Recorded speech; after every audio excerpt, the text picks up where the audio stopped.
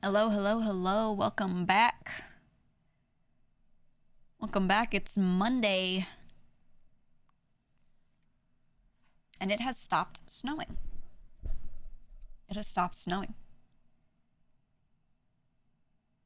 How's the snow by everybody?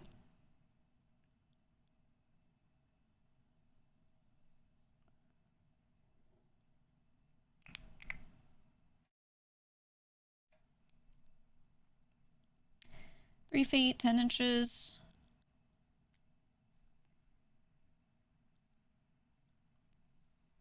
Foot, 14. Yeah. It's a lot. It's a lot in a lot of areas. It turned to ice for you. Yeah, I assume if you're further south, you've gotten ice. Hopefully it's not like too thick, but you know. Did anyone lose power?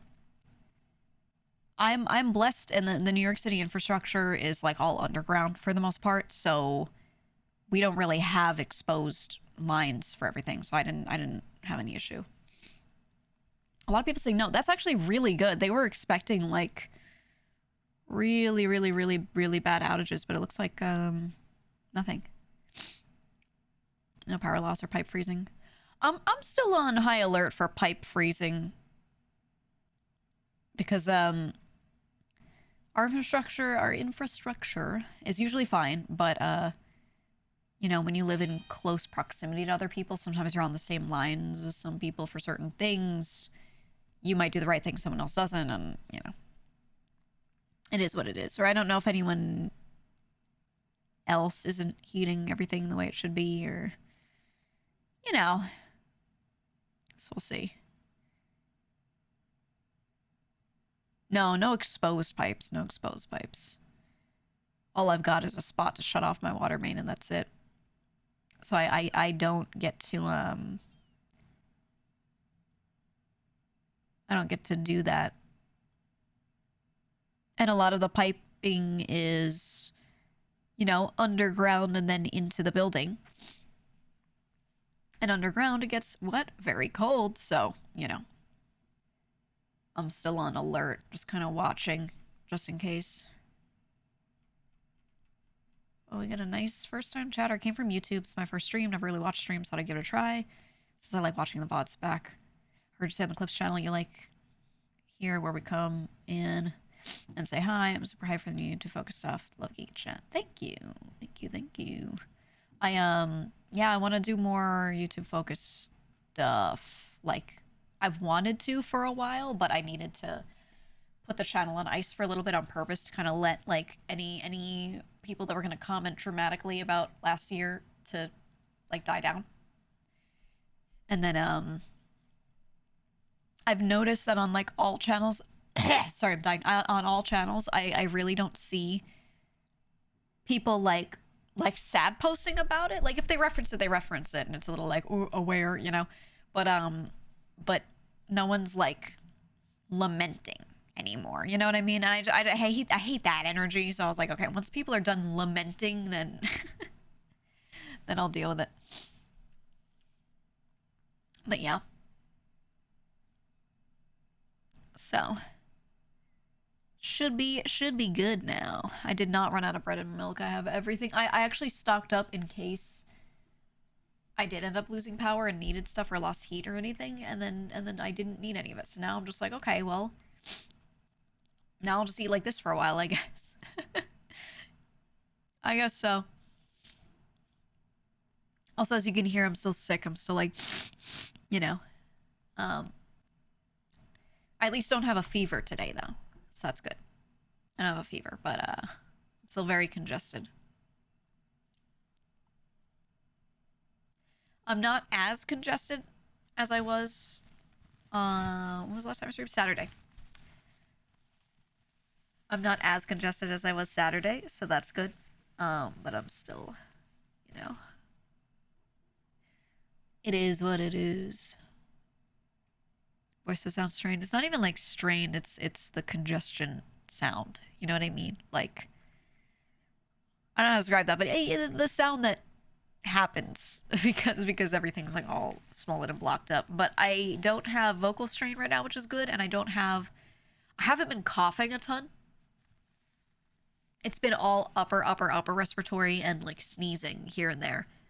Um, which does a lot less to wear down your actual like vocal cords than coughing, which is really good. The thing I always like dread when I get sick is I'm like, I hope this doesn't lead to a lot of coughing fits, because that takes me out of streaming for longer, right? Like that actually makes me unable to do anything. But if I'm just like nasal congested and it's not really low down the respiratory infection, then it's a lot easier for me to stream through it. Which I don't mind doing. I don't mind doing it all.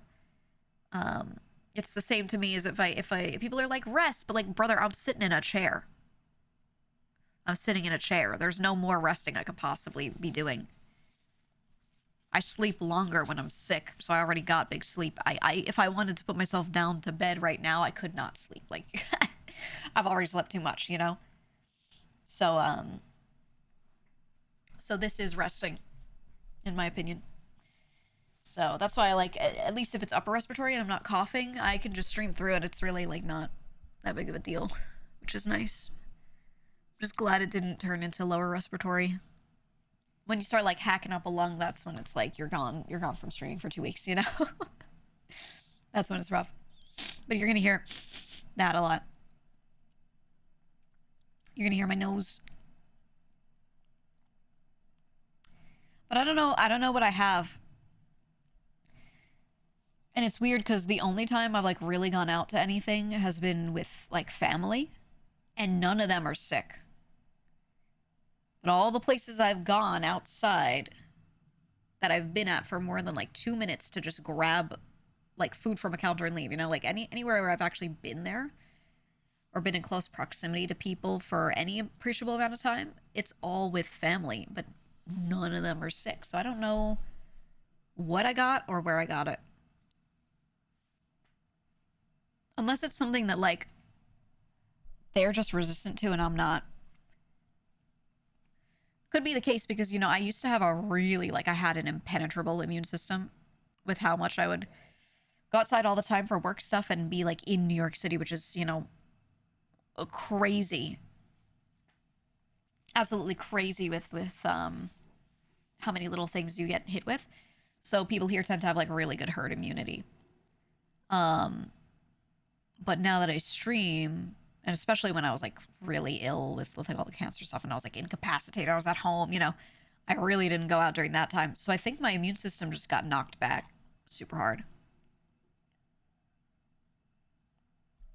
So I think I have to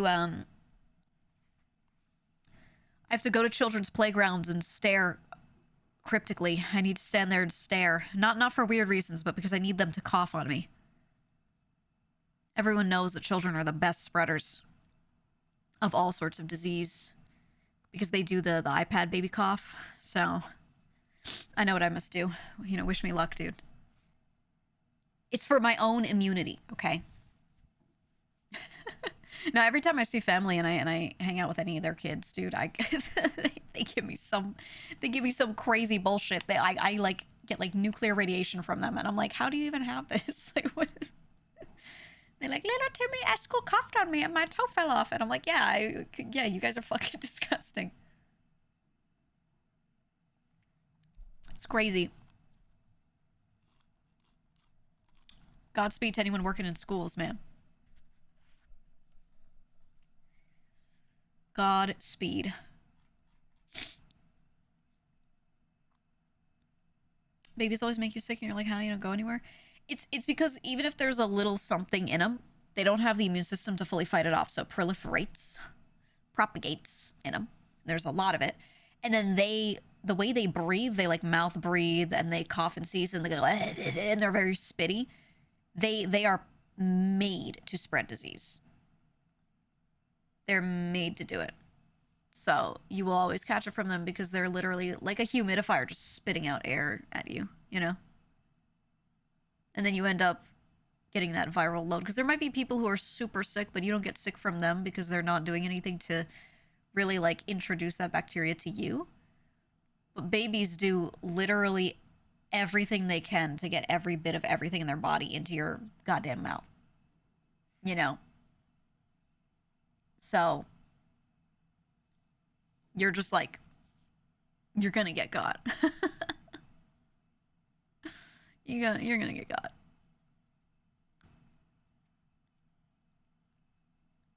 Anyway, be careful. And make kids wash their hands. And no, hand sanitizer is not the answer. Make them actually wash their hands properly.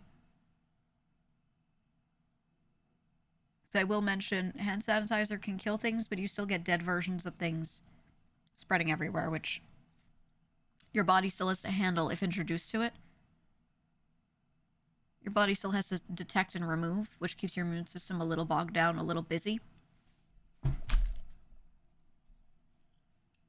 And it does still, it just overall contributes. It's not a huge amount, but it contributes to you being more susceptible to things. So just, you know, yeah, wash away, because normal washing actually removes stuff. Hand sanitizer doesn't remove anything. It kills stuff, but, you know, standard washing is better. Anyway. In other news, okay, so Storm done. Maybe still some aftermath, but sounds like everyone's alright. There is... I think there's gonna be more coming, though. Isn't there, like, a round 2 a little bit? It's not like the jet stream just goes, whoop, right back. Let me see. Hold on. I'm checking the forecast. Yeah, the weekend storm looks like it's gonna come through.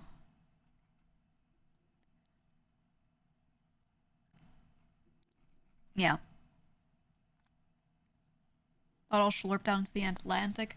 Yeah, but the air from up there is still being funneled to us. So yeah, there should be another thing this weekend. I don't know if it's going to be nearly as bad, though. I don't know. We'll see. We'll see how much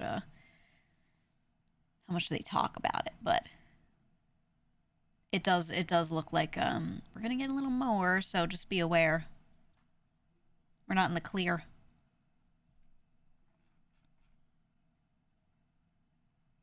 Are you okay and warm? No, I'm streaming for my new igloo right now. My unit burned down and died, and all my pipes burst and my electricity fried my walls, so I built an igloo outside on the street, and plugged myself straight into the underground grid, and we are now igloo maxing.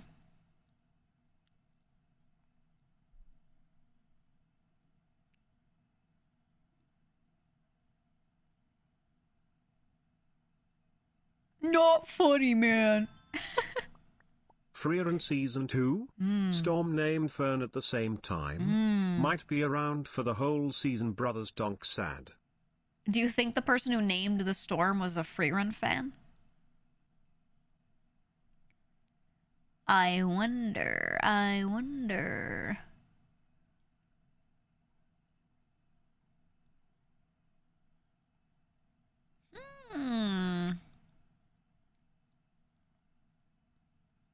What you think about? Speaking of Season 2, more like Season 3, Neo 3's coming out, and if you saw the teaser yesterday that I told you all to look at on Twitter, which I'll repost for you. Let me get it. I posted a teaser of what we're actually doing. I have not been trying hard to hide it at all. I've actually been trying to hope that you would just pick up the smoke signals and be like, oh, she's probably doing something with Neo 3. I just couldn't, like, legally talk about it until a certain point. Which now I can, because it's time. Neo 3 is releasing, and I'm doing a major collaboration with Koei Tecmo and Neo 3. And we're doing an entire new outfit and everything. I'm getting a Neo 3 model, basically. Which is super fucking exciting, because you guys know I like Neo. You know I do. And when I saw that 3 was coming out, I was like, oh, I should replay 2. And as I was thinking about it, they reached out and they were like, hey, working on this. And I'm like besties with Koei Tecmo. We just did the Dynasty Warriors thing the other day. Like, I like a lot of their IPs. I like a lot of their stuff. So every time they have a new thing, pretty much every time, almost every time they have a new thing, I'm like first in line. I'm like, what do you got? I would love to play. Let me see, you know, etc., etc. Because their whole thing, the studio team Ninja especially, like their roster is just stacked with stuff that I like playing. So it's exciting. Hashtag #0.5. This has been an emergency lurker test. If this had been an actual lurker emergency, you should report to the mob army blue for your rations. Okay, it's working. It's working. It sounds like the alarms are working. You're now authorized to do the lurker checks throughout the stream. If you're lurking, no, you're not. Not anymore. Not anymore. Anyway. But yeah, I'm really excited. Because I loved the first game. Like when Neo first released, I was an absolute sicko for it. And I really enjoyed it. I like this style of game. You guys know I'm a huge Monster Hunter fan. So just playing through like action RPG style combat is stuff that I really like. I do like Souls-likes, but I like standard ARPG combat more. And Neo like blends the two really nicely. It's the Souls system, but it doesn't feel... How do I say it? The combat in most Souls-likes is thing attacks. You wait... Oh my gosh, so many pregnant Mega Men! Thank you. You wait for the thing to do its attack, and you dodge or whatever, and you're like waiting around for a window, and then you start attacking. But Neo, and a lot of other ARPGs that I like, rewards you for being aggressive. So you get to do an actual, like, yeah, it's not roll slop. You get to do a really nice back and forth. That's what I liked about Lies of P. I felt like in Lies of P, I was also, even though it felt like more like standard Souls-like combat a little bit, you felt rewarded for playing aggressively and for trying to, like, burn them down fast. You really felt rewarded for that, which I love. I love. So I like stuff like Ninja Gaiden, you know? Yeah, Bloodborne is like that, right. So it's not like every Souls-like doesn't have that, but, yeah, Sekiro combat is like that, too. And Neo really hits the mark on that, so I've always really enjoyed it. And then when they released the second one, I was, like, once again playing it a bunch, but I regret not going, like, completely sicko on it and playing nothing but that when it released, because there's other stuff releasing, so I'm like, I wanna go through it, a full redemption arc with Neo 3 and just become a disgusting freak and just become Neo, you know what I mean? And yeah, they do have, so the cool thing is there's going to be 2 styles that you can swap between. And there's Samurai style, which plays like standard Neo. Right? And that will feel great. If it feels like Neo, it will feel great. But then they also have it so that you can switch to Ninja style, which is then going to play more like Ninja Gaiden in how it works. And I'm like, ooh, please put both in the same game. And they did. It's something that you switch between on one character. It's not like you're locked to doing Ninja Campaign or anything like that. And I'm like, I really like that. I really like that.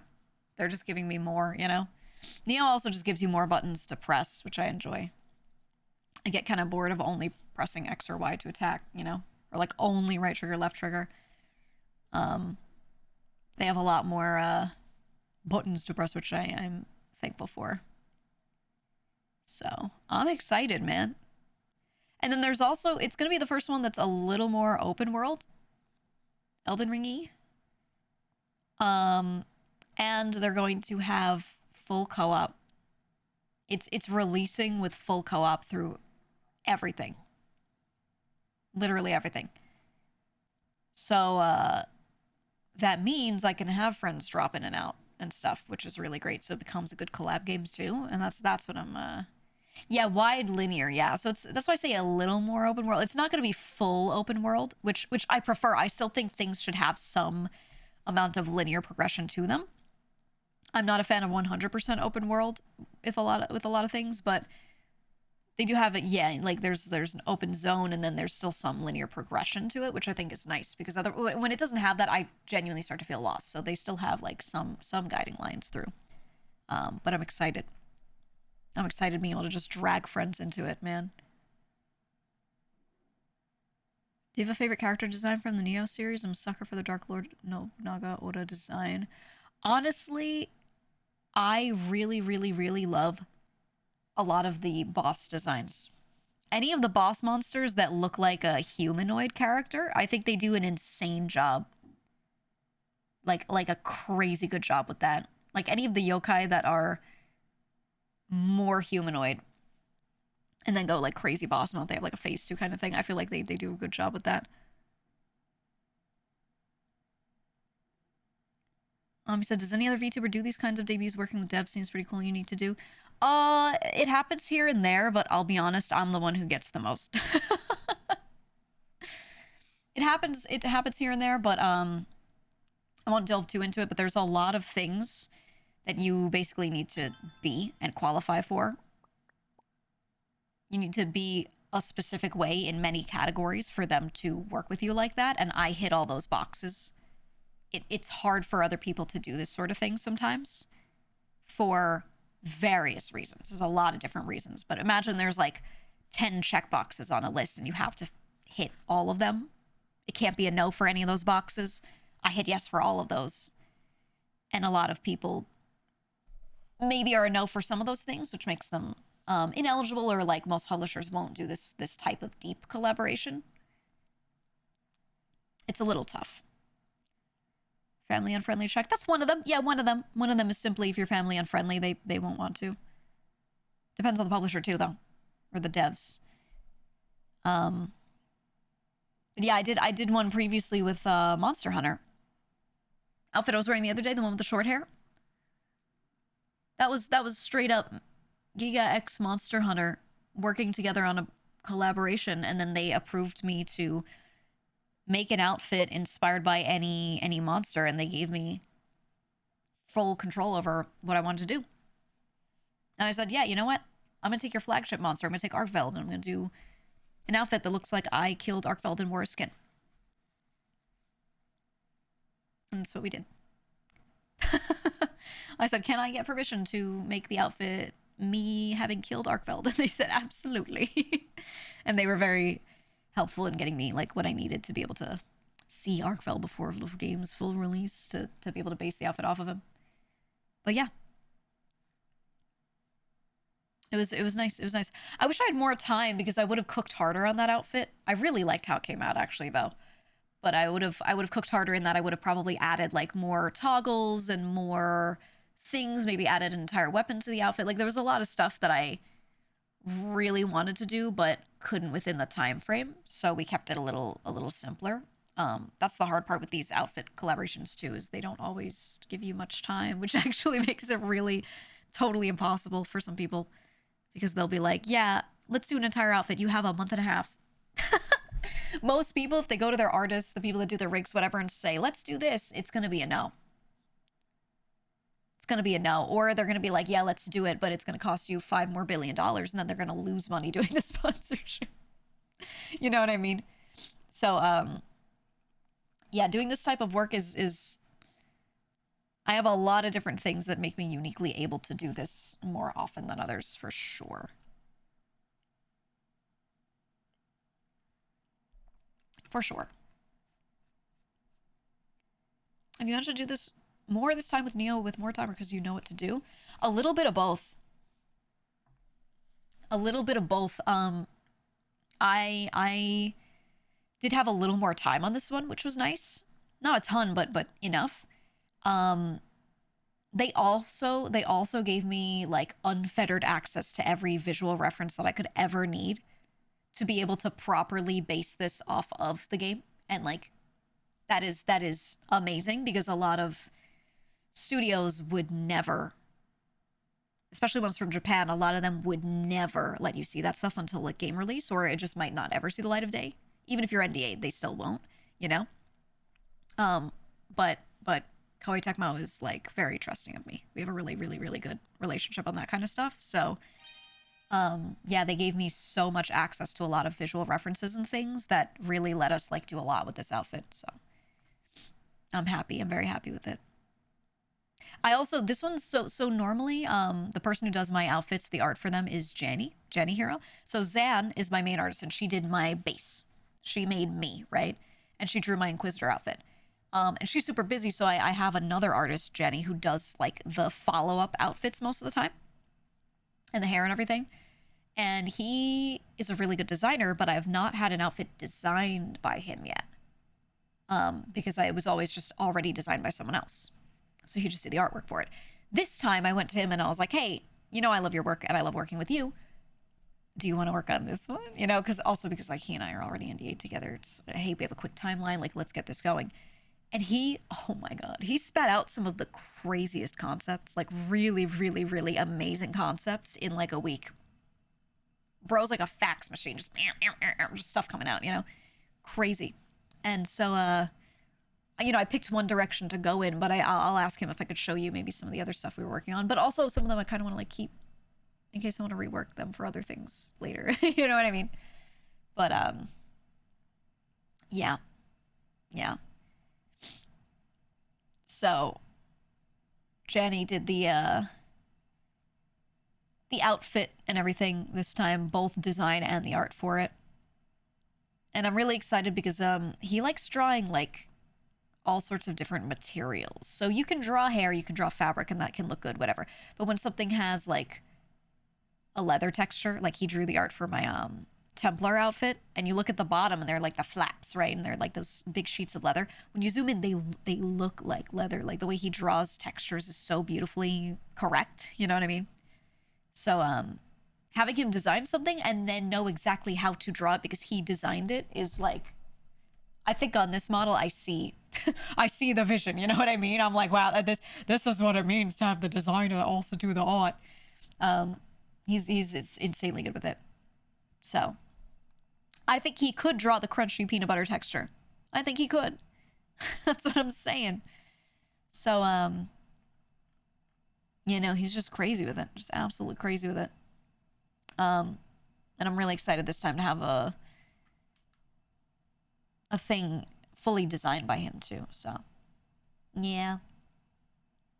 Anyway, it's gonna look really good. I'm excited. We have some cool features on the model. We're gonna do a lot with Koei Tecmo in the future too. There's more to come after this, which is nice. Speaking of which, I was thinking of sorry, still dying. I was thinking of maybe continuing Dynasty Warriors Origins DLC. Maybe. We can vote though. There can be other games on the list. There could be other games on the list. But I really like it. The sponsorship's over. Like I did my sponsor already, so this would be unsponsored. I just really like Dynasty Warriors Origins. I played the whole thing when I was a sponsor the first time. I played the whole thing after that, and I was like, just no head empty, no thoughts in my brain, laying down in my chair, just staring, like drooling at my screen while I was playing it. And I went through that whole damn game, and it was so good. So there's a part of me that's just like, yeah, I wanna play Dynasty Warriors. But I don't care if I do it on stream or off, so it's just if you guys want to see it or not. Either way, I'll play it, you know. High guard time? I don't know. I see it getting review bombed. I think a lot of this is people being shitty. I don't think a lot of it's valid yet. I just don't know that I like that it's 3v3. Why is it 3v3? They should have made it like tribes. The gameplay looks fun, mechanically though. Like I think mechanically it looks good. They've got like, how do I say it? The gunplay looks really nice, really tight. The negative reviews were like within an hour of the game dropping. That's why I'm super skeptical. I think this should have been a pre-release. This should have been an alpha to get people in and testing and decide what they want to change. Because if they did that, everyone would have played it and then be like, yo, here are things you need to change to make this fun. I think the vibe I'm getting is the engine, the gunplay, everything seems really good, and they just need to change around what the point of what you're doing is. Just like what are we doing? Like the maps are huge. It's a 3v3.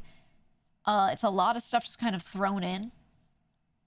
I think they should make it take the same engine, take the same, you know, build, and just make it tribes. Yeah, the bones are good. That's why I actually think like it has a lot of potential, because when the bones are good, that's all the heavy lifting. Changing the other stuff around is way less effort, you know? If the bones weren't good, you'd have to make a whole new game. You'd have to scrap it. What would be the point? So at least it's like the least possible lost budget. But I think, I also don't know if I could, like, run it well, because I have a 3080 Ti, dude. I don't have my new PC yet. I'm getting it very soon. I have a 3080 Ti. You think I'm going to run that game well? When people with 40 series cards are, like, having issues? No. So, I'll wait. I still would like to try it at some point, but I also, yeah, I don't like the old anti-cheat, and you guys know I hate anything that's kernel level. I'm so against it. I'm so against games putting kernel level anti-cheat in them. I just, there's no fucking point. We don't need that. We don't need that, and no game, nothing should ever have kernel level permissions on your device, ever. Nothing. No third-party anything. So I just don't like that. And it doesn't mean I'll never ever play any of these games, whatever. I'm a streamer, you know? But there's some stuff that I just don't put on this PC, you know? Like, there's some stuff that doesn't end up on this PC at all because of that. But even then, like, you're just not safe, so I don't like it.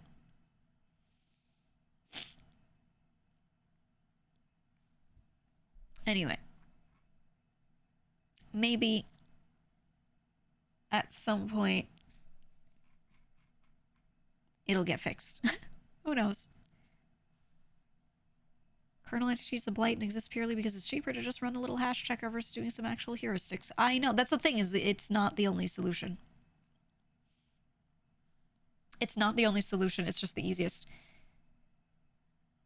Ooh, so speaking of new PCs, Power GPU came in the other day. I owe it all to the general. Ooh! Wait, you got a full pre-built, or what'd you get from them? I'm getting a whole new rig from them. Thank God. Pre-built? Nice. Yeah, their pre-built prices have been pretty good still, because if they used a part that was previously not super expensive, they're not gonna jack it up in hindsight, you know what I mean? They're just gonna move things along as they have to. So the prices for a while have been, like, pretty good. So looking into, if you guys, like, I personally really like building my own PCs. So I'll buy, like, parts from companies like that typically, but they're able to sometimes price things very smart with pre-builts because of the way their warehousing just works and their stocking just, you know, is. So I'm seeing, like, a lot of value right now in going for a pre-built, as opposed to trying to source all of those parts yourself, because you as a regular consumer are, like, the last person in line to be buying this kind of stuff. Companies like that have contracts with other companies to get parts, and sometimes they will get them cheaper, or they, you know, if a price is jacked up arbitrarily, it won't be for their partners, but it will be for the average consumer or whatever, right? So a lot of the pre-built companies like Power GPU, they have a little more advantage in that, you know? So I'm seeing the value. You don't always see it, but at times like these, it's when it becomes really apparent that them having these relationships directly with these manufacturers, you know, having a specific memory partner or producer, you know, things like that, you can see the benefit really heavily. So it's interesting. It's interesting.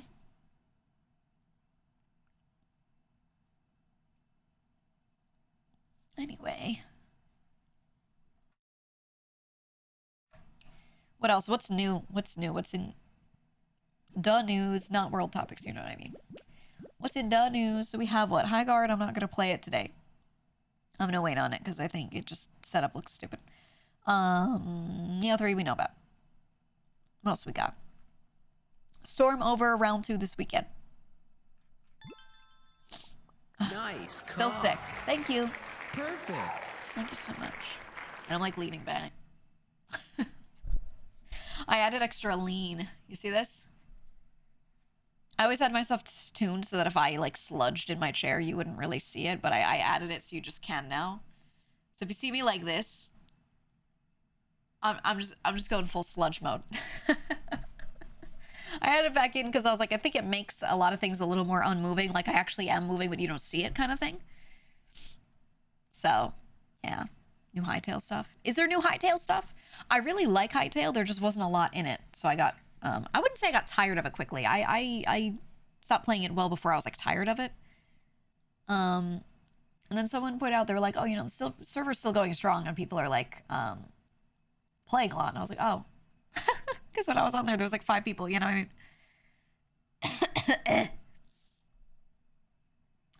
It's had 2 patches already. Hytale sex update. Oh my god. Let me see. Hytale patch. Where they at? It seems like a game where it'd be easy to quickly patch stuff in too. And use new addiction. Ooh. New customizations, new visuals. Ooh, new item that lets you raise skeletal minions from bone piles. Wait, that's cool. Mining progression adjusted. Buffed polar bears. Okay. More decorative recipes. Magma toad. Tongue damage reduced. Thank God. Those things were like murking me. Just absolutely murking me. I hated that frog. Petals are craftable in the furniture bench. Oh, good. Because isn't that the thing? Remember, I last time I played, I ran around for 3 hours looking for pink petals for mouse, and we even went to the magical secret pink zone and didn't find it. So that means it's actually in there, right? World Gen V2. Oh, nice. Okay. Some farming adjustments. I think what the game is missing for me that it'll probably get eventually is more like automation, mechanical stuff later or something, or maybe they use magical devices, whatever it is, right? But we'll see. Maybe we can hop on it a little more again, just to see what's new.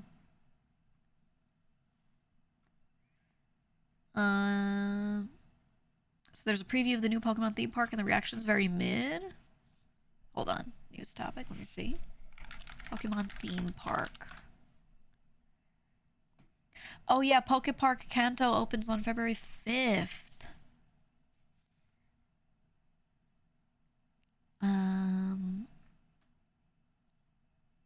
Let me see. I want to go.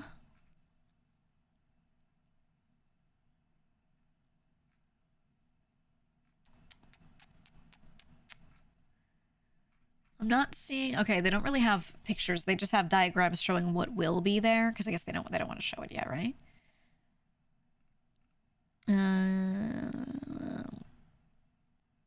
There's an entrance plaza. You walk in. There's some stuff that they won't say what it is. Then there's the Pokemon Forest and Sedgetown. Okay. Oh, they have a little Pokemon research lab that you go to, and then you're able to head out. Ooh, food and merchandise. Okay, they're gonna have 3 beverages based off of the starters. Very good. Very good. Lovely of you to do that. Oh, they have 2 popsicles. One that looks like Pikachu, and one that looks like Eevee. Oh, but it looks like it's like punched out, so maybe it won't. I was kind of hoping it would suffer from like the melted popsicle look, like the Sonic popsicle with the gumball eye that's all fucked up. But no, they're like this. I don't think they can suffer from the weird gumball eye, unfortunately.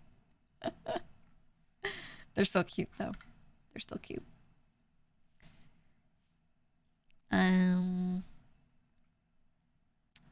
Oh, they're gonna have a huge popcorn bucket. And there's one that's Snorlax themed. There'll probably be more, it looks like. Or maybe they're starting with that. There's a little Poke Flute with it. I want the Poke Flute. For merch, they have, okay, there's apparel. There's, oh, look at the little, oh, they have a Pikachu and Eevee related stuff. But look, they have like little outfits on. They have little park outfits on. This makes me want to play, I want to go back and play new Pokemon Snap. Remember that game? Look at that. Okay, wait, I found the video. Isn't that cute? It's like when they put Cinnamoroll in little outfits. I like that. I like that. I would buy the big Pikachu, man. I like Eevee, but he's just like he's no Pikachu. You know what I mean? Like, you can't defeat the king. You cannot defeat the king. Hold on. It's only a minute and a half, but I want to watch the little trailer. What have you said? DDR3 RAM is $2 on AliExpress. I don't see a shortage. Yeah, buy it, test it. Tell me how it goes. I'd love to know. I would love to know.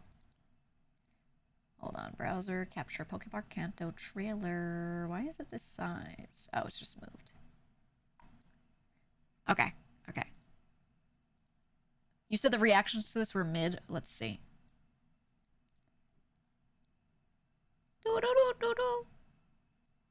Okay. Feeling very rendered game trailer right now.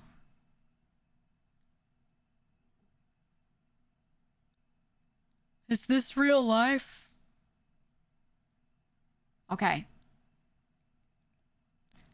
They're not gonna put Pokemon for real in the park unless they've had some sort of like crazy genetic program going on that we didn't know about this whole time.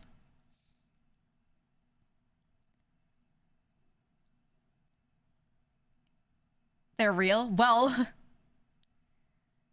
Oh, I want to go into the physical Poke Center. Yes.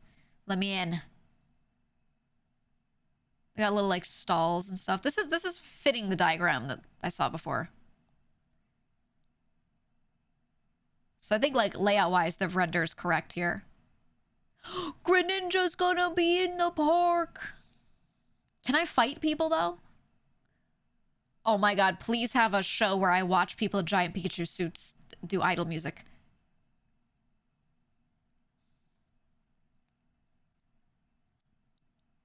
Okay, okay. That's the research station. Oh, the art style's cute. It's cute. Okay, then the grand opening is then. So the thing is here, so they're showing you like walking in and you go through like a park area, right? And then there's like a couple buildings. What do you do in the park? Is this just a nice park to walk through with some like little animatronics or something? Yeah, it tells you dick nothing about the park. That's what I'm saying. It's really cute. But this feels like stuff you can't do IRL. I'm sure there's stuff you can do. They just didn't put it in here, you know?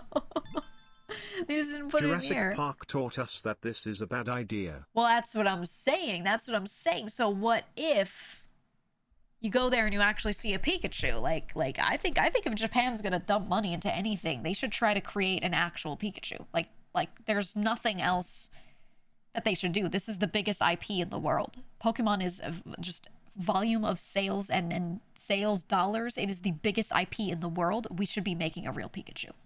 Okay. That'd be playing God. I don't give a fuck. So is like medicine. So is giving people medicine so they don't die, all right? So, you know, let's make a damn Pikachu is what I'm saying. It's time to make him. It looks cute, though. It looks cute. Show the park area.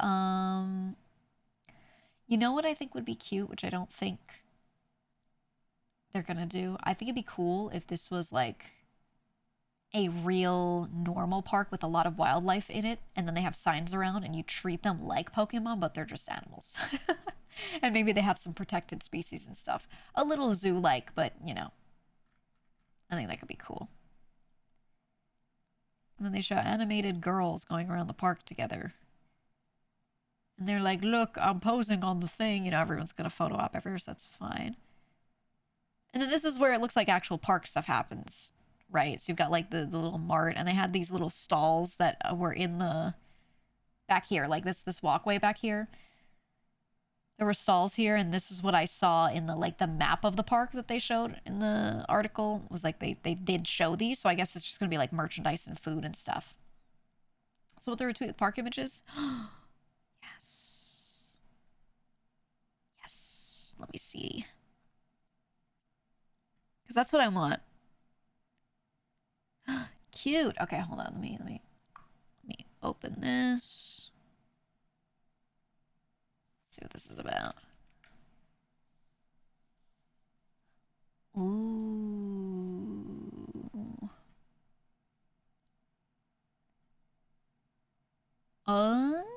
So they have like really high def, high quality things sitting around for you to take pictures with. That's cute. Oh, they have a real Nurse Joy. I bet these are like actual things you can grab and use. XD 3D printer guy is still alive, and I cleaned my desk and sold everything of my 3D printing sheet shelf and added a Sekong monitor pointing great, the same dude. way as the first. Yeah, you better clean your shit, bro. Clean your shit. I hope you get to battle in here. And this looks like a stage. Oh, you know what? Do you think these are shutters that open so you can like watch stage performances while standing out here? It's kind of what it looks like. Okay, yeah, it looks like the render, and then you have all these little stalls. Okay. And they got stuff here. Oh, it's cute. You can ride on the carousel with them. I think they're trying to ship Pikachu and Eevee, and it's starting to freak me out a little bit. Okay, it's cute. It's cute. It's not too bad. What do you get to do there, though? Like, what do you do? Is my question. What does one even do here? What does one even do there? It's looking all right. You can battle, spend money. Yeah. The huge. You can ride Vaporeon on the carousel. Of course you can. Oh, of course you can. Yeah. Maybe 0 battles in the park? Ooh, okay. I mean, I don't know, man. It feels like it's more like, yeah, when he says like an experience sort of thing, not a theme park. People just want to go and play Pokemon somewhere where they can be around other people. This is what, I was talking to a friend the other day, and I was saying, you know what I really miss? I really miss going to PCbangs. We don't really have them in the US, right? And they were like, why would you do that when you have your PC at home and you can just get on Discord? And I was like, you don't understand. You don't understand getting to sit in a little room with these really nice PCs with your friends next to each other, and then you also like eat together. You can order food to your stations while you're there, and you can like walk around and do stuff and go back and sit down and play together again. Like it's the LAN environment, yeah. And I was like, the experience is good. Yes, you can do all this at home, but the experience is good. And I wonder if that's kind of the idea for this, is this becomes a place for them to do events and to just get people physically together instead of playing it at home. You know what I mean? Pull up with my VGC ready team and 30 years of knowledge. These kids gonna learn. So are a lot of people. GEEGA. That's the thing, which actually is nice. That's the point, right? Is like running into these people, getting to talk to them instead of just playing games with them and then never seeing them again. That's the other thing, right? Building community. So I feel like there is a lot of value in places to do stuff, because everything is being made more convenient, so you can just do it at home. So I want more places where I can go out and do those things that I would do at home. But if it's stuck to a device, then you're only going to do it at home, right? Yeah, you went to 2 fighting game tournaments at LAN places that were 100% empty except us. Yeah, PC cafes are super popular in Korea, and I would go. And here's the thing. The experience is totally different. I've been to American ones, and I don't like them. The thing with it is they're nicer. Number one, they're just nicer. Okay. Number two, people on average are nicer to the equipment. Stuff still gets broken, spilled on, whatever. But a lot of the PC cafes in the US, people just try to take shit because they're rare, and they're a little expensive to get in. They're not as cheap as the ones in Korea. So people just don't respect the stuff, But also the PCbang experience in Korea was more, I don't know, because it was cheaper and it was a very streamlined process and people respected the equipment. It was just a place to go out and be, right? No matter what you were doing, you just go out and be. And I think American kids don't really, or even like young adults, don't really do the go out and be somewhere thing just to be somewhere. Their default is stay home because there's always stuff to do at home. And I think this might be a generational thing, and maybe just Korea doesn't have the same generational issue as much as we have. But yeah, there's no community anymore. People don't go to community centers and like all these extra spaces just cause anymore. That's all just been phased out. Yeah, third place stuff. It's just like culturally not as strong in the US anymore, and I think that's why these places aren't doing well. Yeah, no one just goes to the mall just to go to the mall. So this is the thing, I've noticed this.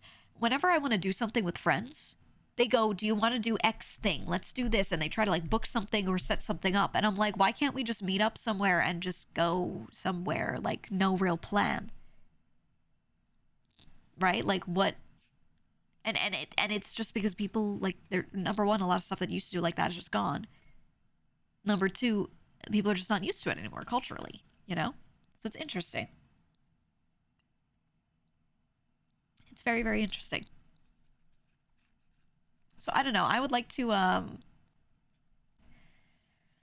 get that going a bit more. I do have a couple friends that I'm close to that I will just call them up and be like, this Saturday, and they'll be like, okay, haha, and we don't make plans. I'll just be like, come to my place in the afternoon, and they show up fucking whenever. And once like a couple of them are here, I'll be like, all right, you want to eat? Let's just, I don't know, let's go eat something. Sometimes we'll just go outside with no plan of where we're going. We'll just walk in a direction and be like, you want to eat that? Okay. Right? And I'm really glad that I can do that because I can't do that with everybody. It's hard to like, I don't know, it's hard to get people to just like not think about it. And us being in the city, it makes it a lot easier. But if you're not in the city and you're in the suburbs, I really don't think there's anything to do. I don't think there's anything to do because I looked at, a long time ago, I looked at moving, right, everywhere. And I just checked everything everywhere. And I would look at every area that I was a candidate and look at what's there. And there was just nothing there. There was nothing to do. And anything there was to do was expensive. It was like, you know, you could go bowling, which costs way too much nowadays. It's still one of the cheaper things. But how many places have a dedicated bowling alley? There's actually not that many. There are a lot of areas that don't have a bowling alley nearby. You have to go somewhere because a lot of activities have closed down. There used to be like small bowling alleys in like every fucking town, and all those have closed. Movie theaters, there are movie theaters now. They're super expensive though, so people don't want to do that. Also, Netflix is good, so you know. The malls suck now because they're less of an experience than they used to be. I don't know. It's just like everything is just, there's nothing to do. But then in the city, there is shit to do. And there's stuff that's free. So I'm like, I don't like that. I don't like that, man. Like, where do you go? So much stuff died off. Yeah, COVID especially, but even before that. Yeah, no more arcades and malls, right? No more activities in them, really. I don't know. It's very weird. It's very weird. What'd you say? Rage bait comment. I skip. Pokemon Go must have been the last hurrah of hanging out without a particular plan. Yeah, but even then you're like, we're gonna play Pokemon Go though. Right? And I don't know, I look at that and I'm like, some malls have around one of movie theaters. That's the only thing that's saving them is when a director of a mall, you know, whoever's in charge there realizes like, oh, people actually need activities to do. Let's put something in here. Then, you know, that usually keeps them all alive. But I don't know. Outside of that, there just ain't shit to do. There ain't shit.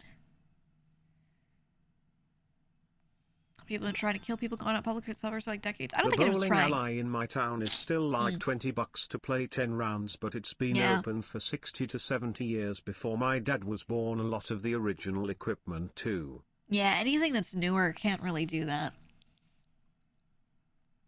They just can't. Commercial rent is way too expensive. Like way, way, way too expensive. So when you want to own a place and you're like, you know what, I don't want to make a lot of profit. I just want to be able to pay my workers and I want to be able to run the place. I don't want to make any profit beyond that. Even that is like impossible to do cheaply now. You can't. So if you're a business owner, you own a small business and you own something, let's say it's a bowling alley, whatever, you have to charge a lot because the real estate, the rent, the lease, whatever it is on the spot that you're in is going to be so fucking expensive. It's crazy. Sakura, thank you for the raid.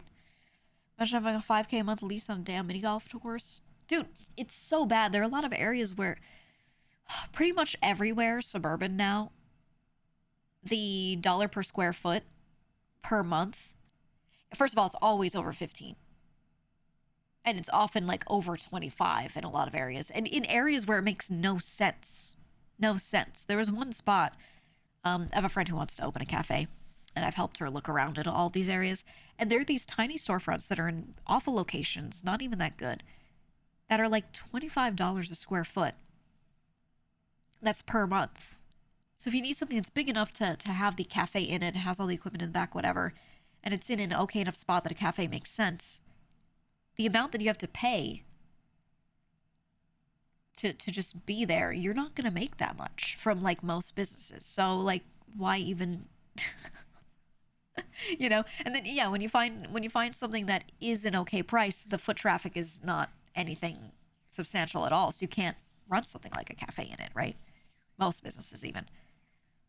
So I look at it and I'm just like, man, they are lucky cause it's now a historical place in my town, so they get money from the city to keep prices pretty cheap, and they get a huge discount on the property cause that status. See, that's the thing that I don't see too many towns and cities always doing, but they can set up their own little rules locally to be like, you know, here's a crazy tax abatement or something, right? Or here's just, like you said, they just get money. The city just gives them a stipend to pay their rent or whatever to keep these things operating. There are local governments that can do that, but they have to be able to afford that. You know? They have to be able to afford that. But I know there's some areas that do stuff like that. I've seen that happen for some really old mainstay food places, like old diners and stuff, where COVID hit them really hard. There's some where the town like gave them they said you can just bill us for whatever your property taxes are for a year, and we'll just cover it so you can stay alive. Stuff like that, you know? Or the arts, things that are less likely to open. They'll be like, if you open something within this category, pitch it to us and we'll cover this. So if you always wanted to be a business owner, wanted to do a thing, try to look at stuff like that. There are towns that have certain incentives. A big one is anything relating to like activities that kids can do. So not necessarily a daycare, but you know, kids used to always go to the library, right? They would go to the library and they would sit around and they would read books and they would play games together and there would be board games and whatever. And it would just be a place where a kid could be, soft play area, right? And the place can still make some money, but it's not a daycare. It's not for like little babies, whatever. Places like that can be a little hard to run on the personal level. Like if you work there, it's a rough job, but they're really needed, and a lot of towns will actually give you money if you want to run something like that. My friend didn't do it, but it's something we looked into when she was looking at opening a cafe. She was looking at like all sorts of things like that because she's like, maybe I could take my business plan and just adjust it to something else that could take advantage of one of these, and then also like provide whatever that community needs, right? Because they put money into stuff that they feel they need, and that was one of them. And I was saying to her, I was like, straight up, you should open like a board game cafe style thing. Something along that line. And not just board games, other things too, but that should be like one of the main attractions of it. And then have it be kid friendly. Anyone who's like over 10. So they're old enough to be left alone in a store and not like tear the place down. It's about how they're raised at that point, not the age, right? Maybe make it so that it is friendly for like teenagers as well, and have like, you know, a designated more adult area, designated more like for youth area, and do that. And then they would subsidize it, and you're providing a needed service, right? Because people need that kind of third place to go. And there you go. And you could still run a cafe out of it. You can still have all of that. And it aligned with her interests. And she really thought about it. She was like, this is really good. And she ended up not doing it because her old job contacted her and wanted her, and they were paying her a lot. So she was like, oh, okay. But I at least got to go through the process of like looking through all this stuff, you know? Which I thought was a very interesting experience. You know? But yeah, whatever the library is, we just need more of that. Our mall in the town raised prices so high during COVID they have 2 stores inside, and it's Dubs and other big franchises, but it's getting tore down due to lack of business. Mall is across the street from the bowling alley. Wow, people still don't show up even though it has a bowling alley right there. Yeah, a lot of malls are just rip, you know? Oh, I'm muting. I have to blow my nose real bad.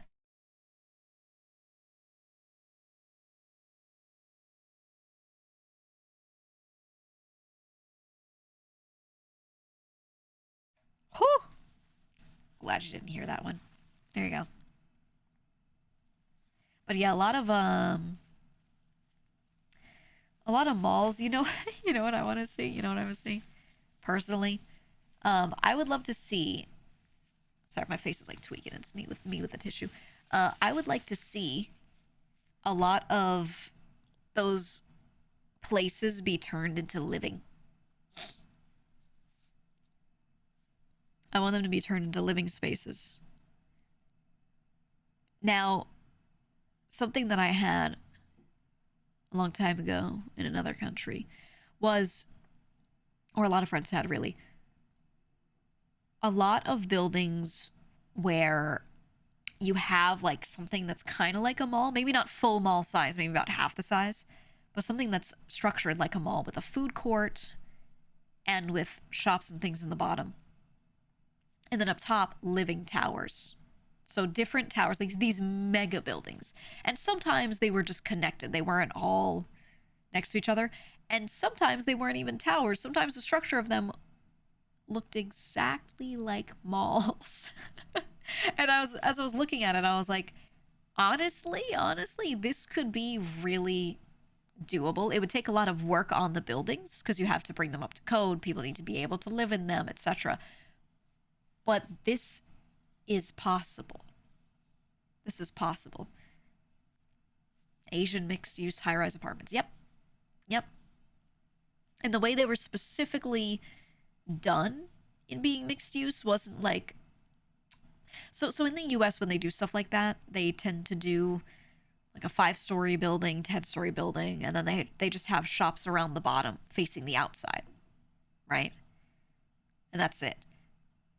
But in Korea, we had a lot that had buildings facing the inside, and you had more amenities in them that the residents got free access to, and then other people could also pay to access. Like some stuff would be resident only and some stuff would be both. Just some people could beep themselves in for free if they lived there.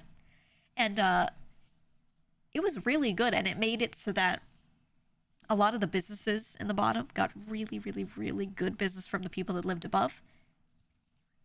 And then also the people that came in, the way it worked was the money made by the commercial stuff paid for like all of the maintenance, you know, like the way the deals were structured between the businesses and the owners of the buildings were interesting. GEEGA, the legend empress of the night. What is that title? Hope you're doing well. What the more fuck? on the Thai side of you, but I be here from YouTube? time to time. All I'ma say is that you are great and keep it up. Okay. Stay authentic and No. never change in terms No. of greed. Nope. There was something else I Nope. wanted to say, but I forgot. Good. No, I will not stay authentic. Grr. I'm gonna sell out. I'm gonna find something really terrible, and I'm gonna take that paycheck, and then I'm gonna use it to fund my cat cafe called Pussy Pussy. What did we name it? What did we name it? I don't remember. Anyway, I don't want to take any sponsors that are like total sellout moments. But I will do it if it's like a $2 million deal and it lets me open my cat sanctuary. And I will disclose that. I will say, hey, I'm only taking this because I will use it to fund my cat sanctuary. There you go. That's the only time you'll see me actually like sell out for something crazy.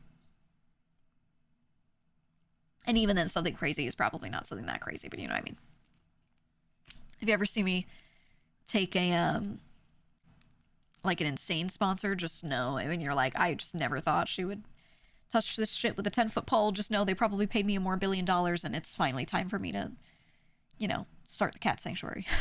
That's the only time I would ever do anything like that. The only time. Crypto gamble AI sponsorship. Like, just like all three in one. All three, dude. No, there would be not the Rage Auto Lectures. There could not be a singular game sponsor that would pay me that much. I'm talking about like a Gamba, like a giant Gamba sponsor, like a, I don't know. I don't even know what could pay that much. I have no fucking clue. BTW chat, don't forget to use code GEEGA to save 10% off any gamer subs orders. Also don't forget to do scum to check out GEEGA's scent of cheeky soap. He doesn't read out the exclamation point. I was wondering if you would read it, but then he just said scum excitedly.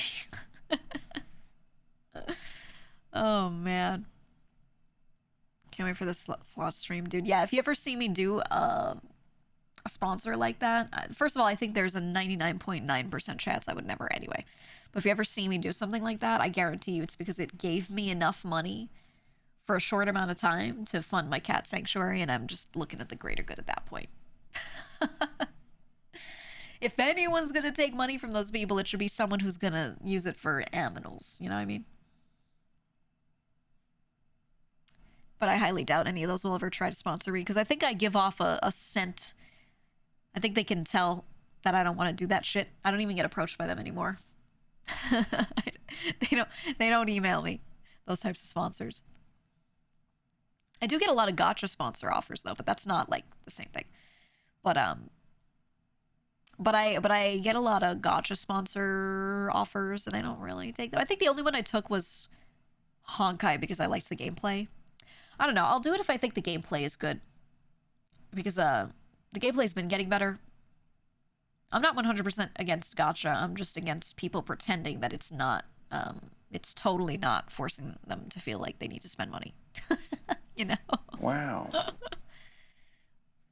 There's one that's approached recently that is like, it is the Gooner game. It is ultra Gooner. But like, it's kind of funny. So there's a part of me that's like, I mean, I kind of want to play it just to like see, you know what I mean? Just to experience together, like, like what this is like, you know? Like, some of it is so insane. That doesn't narrow it? It does. It does. When I say it's peak Gooner, I mean it's like above the others, which is crazy. When I say that, I mean that, okay? I mean that. And I'm like, dude, I don't know.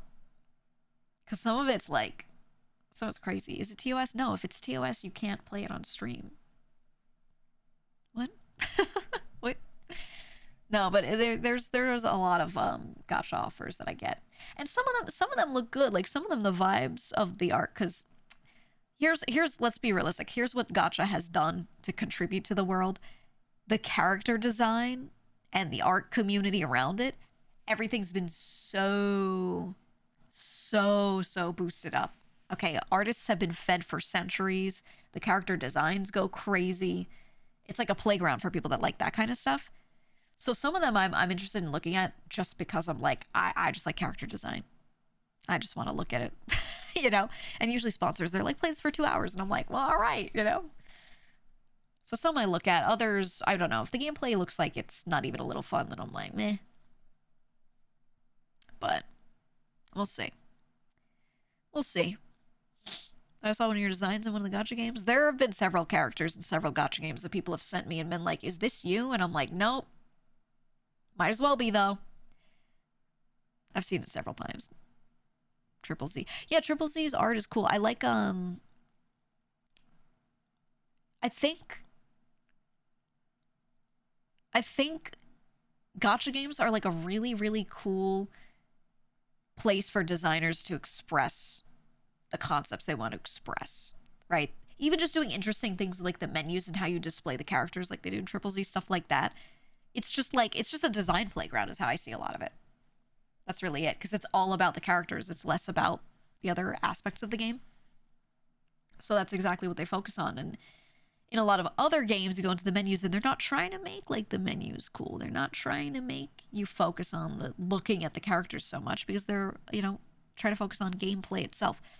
So you just don't get to see like the extent of what that could be. But yeah, I don't know. It's cool. It's cool to see. Said I got told by multiple people it had an awesome story, and I played it for a month and was like, oh wait, it's just jiggly butts after all. Nikkei's story is still cool, but yeah, there's heavy focus on the characters, of course. That's the whole selling point, dude. I think there's nothing wrong with it. I think there's nothing wrong with it as long as people get what they want to get out of it. You know what I mean? Yeah, I like the designs of Triple Z. I like someone brought up Chaos Zero Nightmare the other day in this chat. And it's funny because that one is like it's very Gooner. It's very Gooner. But at the same time, the character designs are so cool. They're really cool. And there's a lot of like futuristic stuff and mechanical stuff and android stuff, and I'm like, well, I see the appeal though. But the gameplay is like Slay the Spire. so I'm like, hold on a minute. Wait a minute. You could throw everything else about the game away and I'd still be like, wait a minute, because the gameplay is just Slay the Spire. so I'm like, hold on. So I don't know. I'm interested to see where like more gachas go, because when there's so many of them that are out, they all have to start innovating to stand out when it comes to how the game works, which is good, right? More competition means we might get better and better games. So we'll see. I'm not the biggest on spending money in gacha. I always go free to play. So, I will never be that guy who's got 1,000 gems and is like, I'm going to roll for my wife on this banner. I like save up and then a year later, I roll for that one thing, maybe. I'm very, very sparing on spending money in games, so I don't know. Yeah, 11D space is quite unique. That's a nice word for it. That's a nice word. That's how it goes. I don't know. You've been playing Enfield? I've heard a lot of people saying they're playing Enfield. Actually, it looks really good. I liked, I've always liked a lot of Arknight's, like, just base art character designs. Yeah, I like a lot of the Enfield character designs. I'm looking at them right now. I like the lady with the long skirt. The blue hair. What's her name? She looks like a battle nun a little bit. I like her. But yeah, it plays like Factorio. Yeah. I don't know. It's interesting. I feel like gacha as a genre I used to not like because I felt like the gameplay was really bad before and it was just only artwork, but nowadays like the gameplay's actually getting better, thank God. So it's a lot more potential in me actually trying them out. Yeah, her with the X. Her. Your post any game design that follows you into FOMO gambling? Yes and no. I have a hard time taking the hardest stance against it because I just have never personally, and this is just me, I've never personally had an issue playing a game like that and feeling like, oh, I have to pay. These games have not gotten me to pay extra. I just go free to play. I see the gacha moment. I see the spend money potential, and I go, no thanks. Right? So because I have that self-restraint, I guess, I don't play that game and go, oh, how predatory, they're trying to get me, because I know they'll never fucking get me. They'll never get me. They just won't. The only time they will get me is if I'm doing it for stream, right? And I'm like, this is for the enjoyment of the stream. If I'm sponsored, they've given me extra gems or money to do this, or, you know, maybe I'm playing on my own and I just, for the sake of chat, want to show the thing, then I'll do it. But when I'm playing on my own, I just don't. I just don't. So for me, it's hard for me to be like, oh, how could this evil company do this, when I feel like a lot of the fault is on the person spending as well. You didn't have to put your credit card info in, you know what I mean? I think it's like, it's both sides is what I'm saying. It's not like it's only the game's fault and how could they? It's just it's still like they're leaving a wide opening for it and they're absolutely tempting it. Right? Like there absolutely is that. I'm not saying that's not true, but I don't look at it and go, how could the game do this? They're only at fault. I also think the person spending is at fault if they shouldn't be spending. You know what I mean? That's just me, though. I feel that way about everything, though, and, you know, people don't always like that conversation. But I feel that way about everything. The fault is very split amongst multiple people, not just, like, one source. It's a more complex situation than that, you know? Yeah, you said you know some people with like horrible gacha addictions. It's almost like gambling, but they can argue it's not. That's the thing, is I look at that and I'm like, that person has that issue. And that person needs to stop themselves. And they absolutely can. I'd argue the worst thing is, for example, when you try to go and cancel a subscription to a gym and you actually can't without going there in person and doing like triple backflips in front of the desk. That's something where I'm like, fuck you guys, you're evil. But with like a gacha game, you can just like remove your credit card info. You know what I mean? You know, they don't actually lock you in. They just make you want to, but they don't actually make it like hard. You can just uninstall the app if you've got a problem, you know? You know what I'm saying? So that's why it's a little, I don't look at it and go like, oh my God, they're so evil. I think evil is more so like, you know, gyms that don't let you leave. Did you know there are certain ones nowadays that make you link your entire bank account? You can't even use a credit card anymore. You have to actually give them your bank info to have a subscription to certain gyms. Yeah, that's a thing now because too many people like don't want to go and then like do like weird shit with it. It's become standard at a lot of places.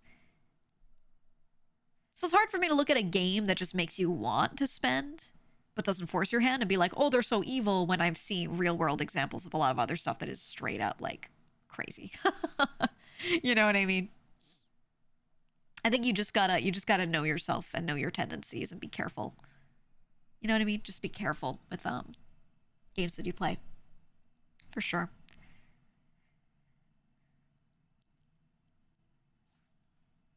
Can you get yourself on a gacha blacklist like you can on a gambling blacklist? No, I don't think they have that kind of cross community like that. How's that legal? It is. It's in their terms. It's in their terms. It's crazy. But some people, yeah, like you said, some people will open a credit card just to use for their gym membership because gyms make it really hard to get rid of your membership. And then they'll cancel the card. And then the gym gets pissed. So that's why some of them now, to stop people from doing that, are now like, you have to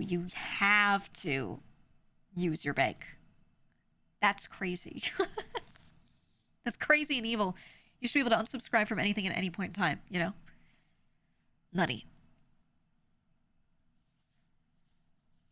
Absolutely nutty. Absolutely nutty. Yeah, a single click to cancel should be the thing. Absolutely. New bank account, not a deposit to it every month. Imagine having to open a new bank account just for a gym subscription.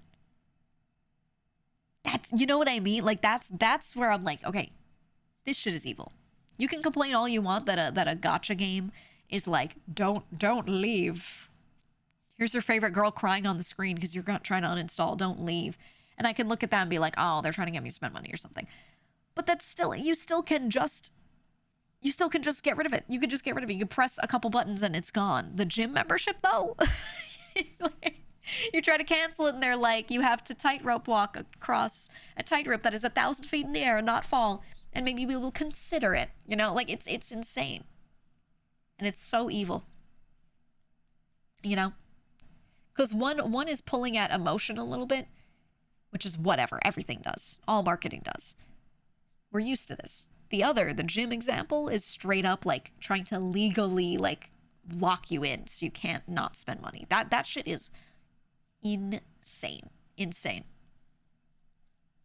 So, you know, that's why I'm like, I can't be mad at at these games that try to like use your emotions to get you to spend a little more when there's still so much option and choice that you have.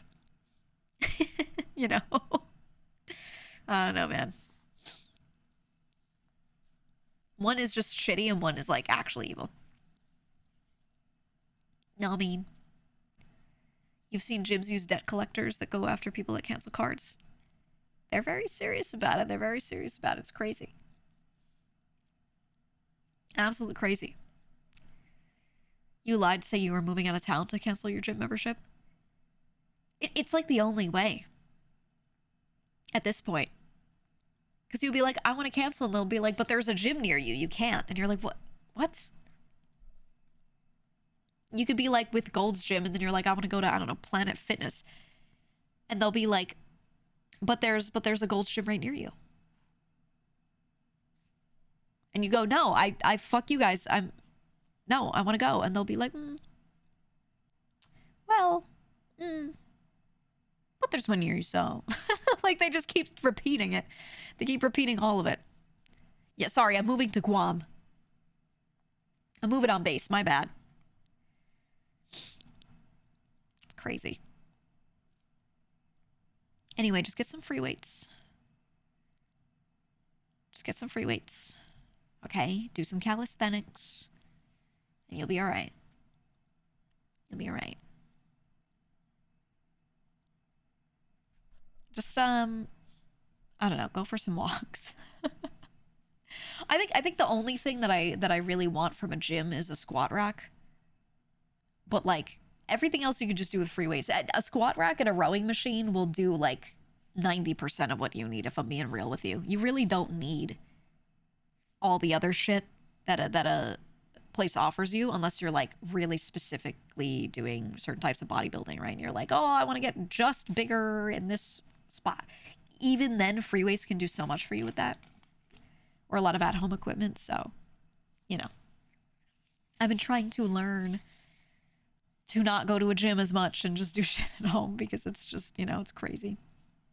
It's crazy. Hi, Boosfer. Weights stolen from the gym are free? All right, buddy. Just buy weights. They're not that crazy. They're not that crazy. They last, like, forever, dude. Love your rowing machine. Rowing machines are so good. The rowing machine, if you do 30 minutes on a rowing machine per day, you will come out throwing up and so healthy for it. You'll feel like you're dying, but you'll be so strong. They're the best. It's low impact because you're not slamming your feet down on something over and over. You're just pushing. Okay. It works out your entire body. Your heart rate goes up, so it is both cardio and weight on your full body at the same time. You get that, and you do squats. And again, that's 90% of everything you could ever need right there. It's so good. It's so good. If you live near a university, they often have memberships that aren't as evil. Yeah, I will say, though, as like a woman, I don't want to go to a university gym. Been there, done that. I'm okay. I'm all right. Actually, would like more women-only gyms. There aren't too many. No offense, fellas. But, man, I hate being physically at the gym. You know? If it's empty, I'm like, yes. You know, then I like being there. But when there are lots of people, it's no thank you. There are weird people. There are a lot of weird people at the gym, man. And they think the gym is their fucking playground. And they're like, oh, you must want to talk. I'm sitting there, headset on. headset on, not looking at anybody, and they're still like, you look like you wish to speak. No, I don't. No, I don't. Nope. Yeah, they insist on spotting girls or lecturing them all the time. Dude, I don't want anyone spotting me ever. Unless I asked. Holy. Holy. One of my friends has a shirt that just says, do not spot me, do not give me advice, I do not care. And it just it says it in big text, and she just wears it to the gym. It's just a shirt that says do not, and it says on front and back. It's so funny. It's so good. Does it work? It does. It does. It absolutely does, dude. It's so funny. He said, I wanted to go to the gym to meet more people at the gym, but then I realized I'd be that one weird guy. Now I don't. Thing is, no, not everyone is not open to that, though. There are some people who are just there because they like working out. And if they see you working out, you're like, what's up, bro? And you're just working out on the machine next to them, and you're like, doing legs tonight? Like, some people are open to it. It's actually okay. It's actually okay. They just have to not, like, have a headset in. And if they are sitting there and are looking open to talking, and you approach and they just don't really respond well, then you just don't continue. That's all. That's all. But you can make gym friends. That's okay. That's okay. You don't want to fall into the trap of being like, I don't want to be creepy, so I won't talk to anyone ever. Unless your you know name is Lubu, I don't want to hear it. I love Lubu. I love Lubu. Keep your gym convos to purely if they had a hard set, giving them a fist bump and a hell yeah. Yeah, right. That's how you need to, like, put the ball in their court. Right? Which is like, if someone does a thing and it's a lot, you just be like, damn. That's all you gotta say. You just walk past and go, damn, when you see someone finish like a really heavy squat. Done. You have shown that you can be communicated with verbally, but you've also shown that you're not trying to trap them into a conversation. Maybe they'll come up to you after. I don't know. But you can do stuff like that without being creepy. You know? It's fine. Boulder Gym is super chatty. Oh, yeah. If you have any rock climbing places, bouldering places, those are the best. Those are the best for it. I made a lot of hiking friends, actually, which is, obviously not going to the gym, but I made a lot of friends through hiking because I would go on a trail and I would just go, and I would like sometimes bring my dog, and we'd just be hiking, and I'd go to like a more difficult section, and I'd like try to have her get through it with me. And a lot of people would just watch, and they would be very endeared by like my dog attempting to to like do certain parts of a climb with me or parts of a hike and everything. And or sometimes I'd do a climbing section, I'd leave her at the bottom, and then I'd climb down and then grab her and go walk around, because sometimes there's like a walkable section around it in a little half circle, right? I would do that, and I would make a lot of friends just through that, And it's just nice. It's just nice. There are plenty of weird people, and that's okay, but you just be cordial. I know. And your gym, most guys just give out nods. Yeah, you don't have to say anything. You just do the up nod and you're good. I think the gym can be a really nice, friendly place. It's just very different when you're, a lady and a particular type of fella is there, but they're not all like that. They're not. There are plenty of dudes that I've also seen in gyms that will like look and then be like, oops, I looked, and they look away, and then you see them trying to not look and try to be nice, which is a good thing, Thank you for the raid. We were talking about the gym. We're talking about people looking at other people in the gym. But yeah, so there's a lot of like, you can have an okay experience if you just don't overdo it, man. Don't overdo it. I'm banned from hiking for the next 130 years. I fell off a mountain one time. Oh, I hope not a terrible fall. I've had some moments. I've been lucky to not break stuff, but I've been like stabbed by branches a bajillion times. So many times where you do a little fall and there's like a thing.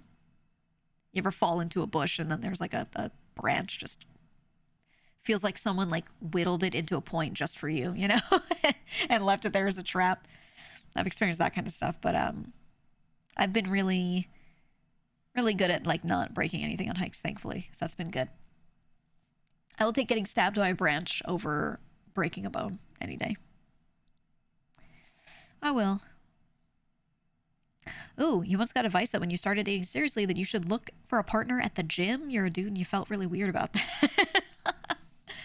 I mean, how do I say this? I don't think that's a wrong statement. It depends on how you apply it. Okay? Because if you're at the gym and you make small talk with somebody and you meet someone at the gym and the pure purpose of talking to them was to meet them and that's it, no intent or anything, it's just like you happen to be near them and you met them, there's nothing wrong with that. But if you go to the gym and you're like, my future wife may be in here, you know, and then you like treat situations like that going into it, then it's bad, right? But I think there's nothing wrong with the advice of being like, be in public and be open to this type of thought when you're in public. Don't be like, oh, I can't talk to anyone because it's the gym, right? Because then you close yourself off from opportunity should one arrive. So I think the advice is like, go to places, because going to places is the only place you'll meet people, you know, new places, right? Like you don't meet people, you don't go anywhere.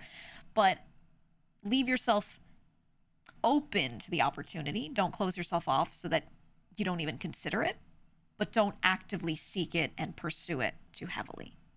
You know what I mean? But going to the gym is a way to get yourself out and about, and that is the baseline of how to meet people. Go outside. You know? But I think hobbies are good. So like, that's why I think, going to the gym works. But maybe if you're into hiking and climbing, you go to, someone mentioned a bouldering gym earlier, you go to a rock climbing spot and you go rock climbing once a week. Way more likely to like meet someone who might be into what you're into if you go there and you're into that, right? Because you might meet someone who's there and is into that. That's good. And you only met them because you were in a common place. Ta-da. So I think the advice can be watered down to that. Not like go to the gym to meet somebody, go find women at the gym, but more so like go do things that fit within your lifestyle, but are maybe more outside. And then don't go there thinking, I can't talk to anyone because they're not here for this. You know what I mean? Because if you close yourself off to that extent, then like, okay, well now there's 0 chance. Like now even if a girl said hi to you one time, she was like, hey, you dropped this. If you went, thanks, and then you whipped your head away and you're like, don't look at me, you know, like, what if you just went, thanks, cordial smile, and then she was like, wow, he's not that bad, you know, like, right? Like, you just have to not act like a shriveled up, like, don't look at me kind of gremlin when you're in public, because you're like, oh, I don't want to be creepy, so let me act like I hate everyone, you know, because now you're doing the opposite. So it's like, yeah, you could find someone at the gym, but it's more like the opportunity could arise, not, you know, go there to hunt kind of thing. If that makes sense. You know?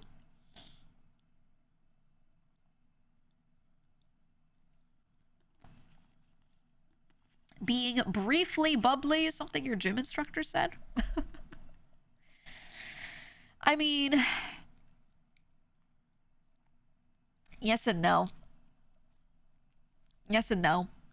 If you're, okay, hard mode. If you're funny, assuming you're a funny person, if you think of a good, like, one-liner, tiny, tiny, tiny joke to crack or funny reaction to have to a thing that you want to let out there and just lay that on the floor, great. If you're not funny, though, cordial smile, you know? There's not much more you can do. Anything beyond that, you start to look like you're hunting for people at the gym, you know? Just funny looking. You know?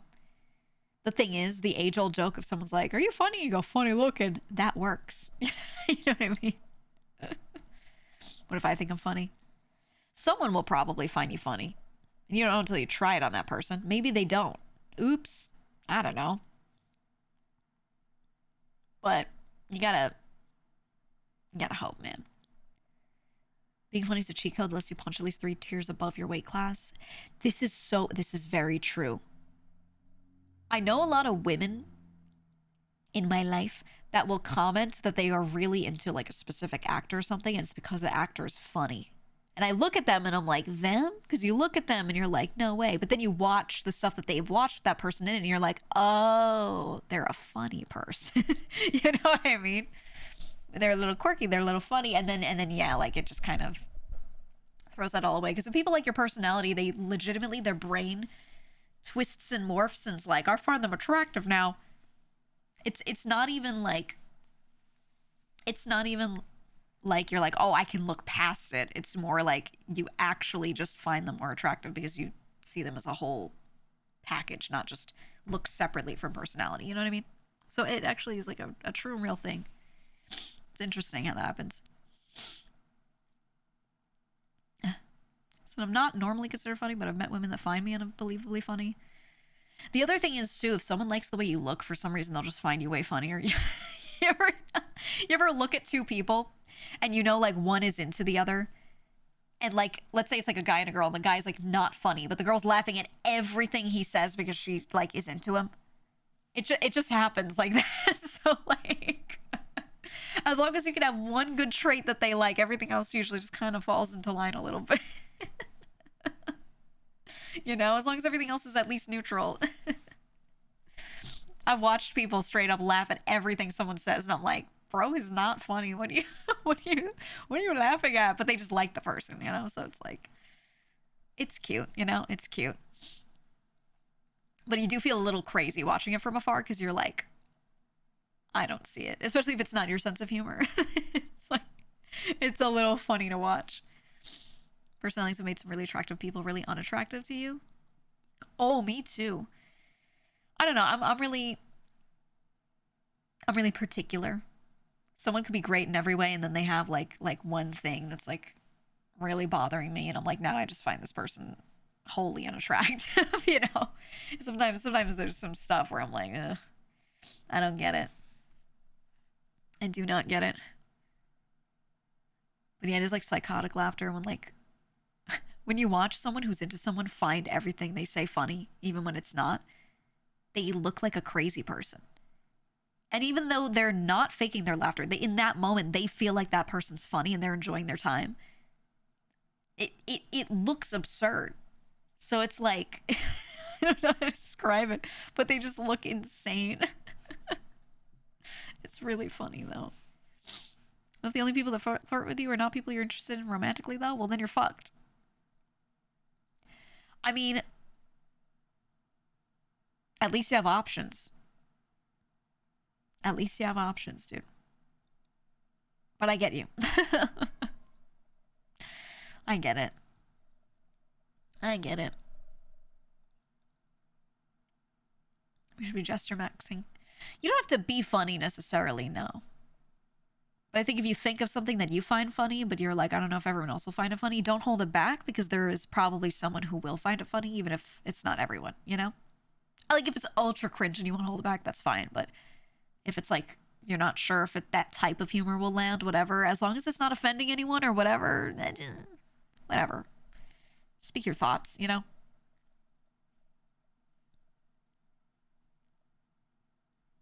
Ooh. So one of my friends thought I looked stern and scary when they first met me. Fast forward a few years, she spent holidays over because I guess I'm funny. Ooh. Ooh. I mean, first impressions are usually like completely wrong. Usually 100% totally wrong. You know? Don't make fun of your whole personality.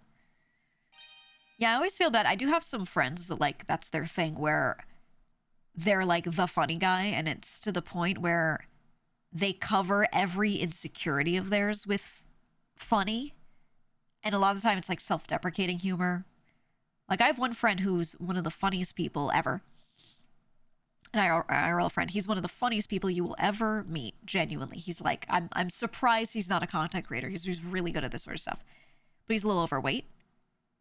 And he makes so many jokes about his weight and about his appearance. I actually don't think he has that bad of a face or anything. Like, the only thing he's got is some extra weight on him. You know what I mean? But there's, like, I can't look at him and pick apart anything. He looks fine. Like, there's really nothing wrong with him.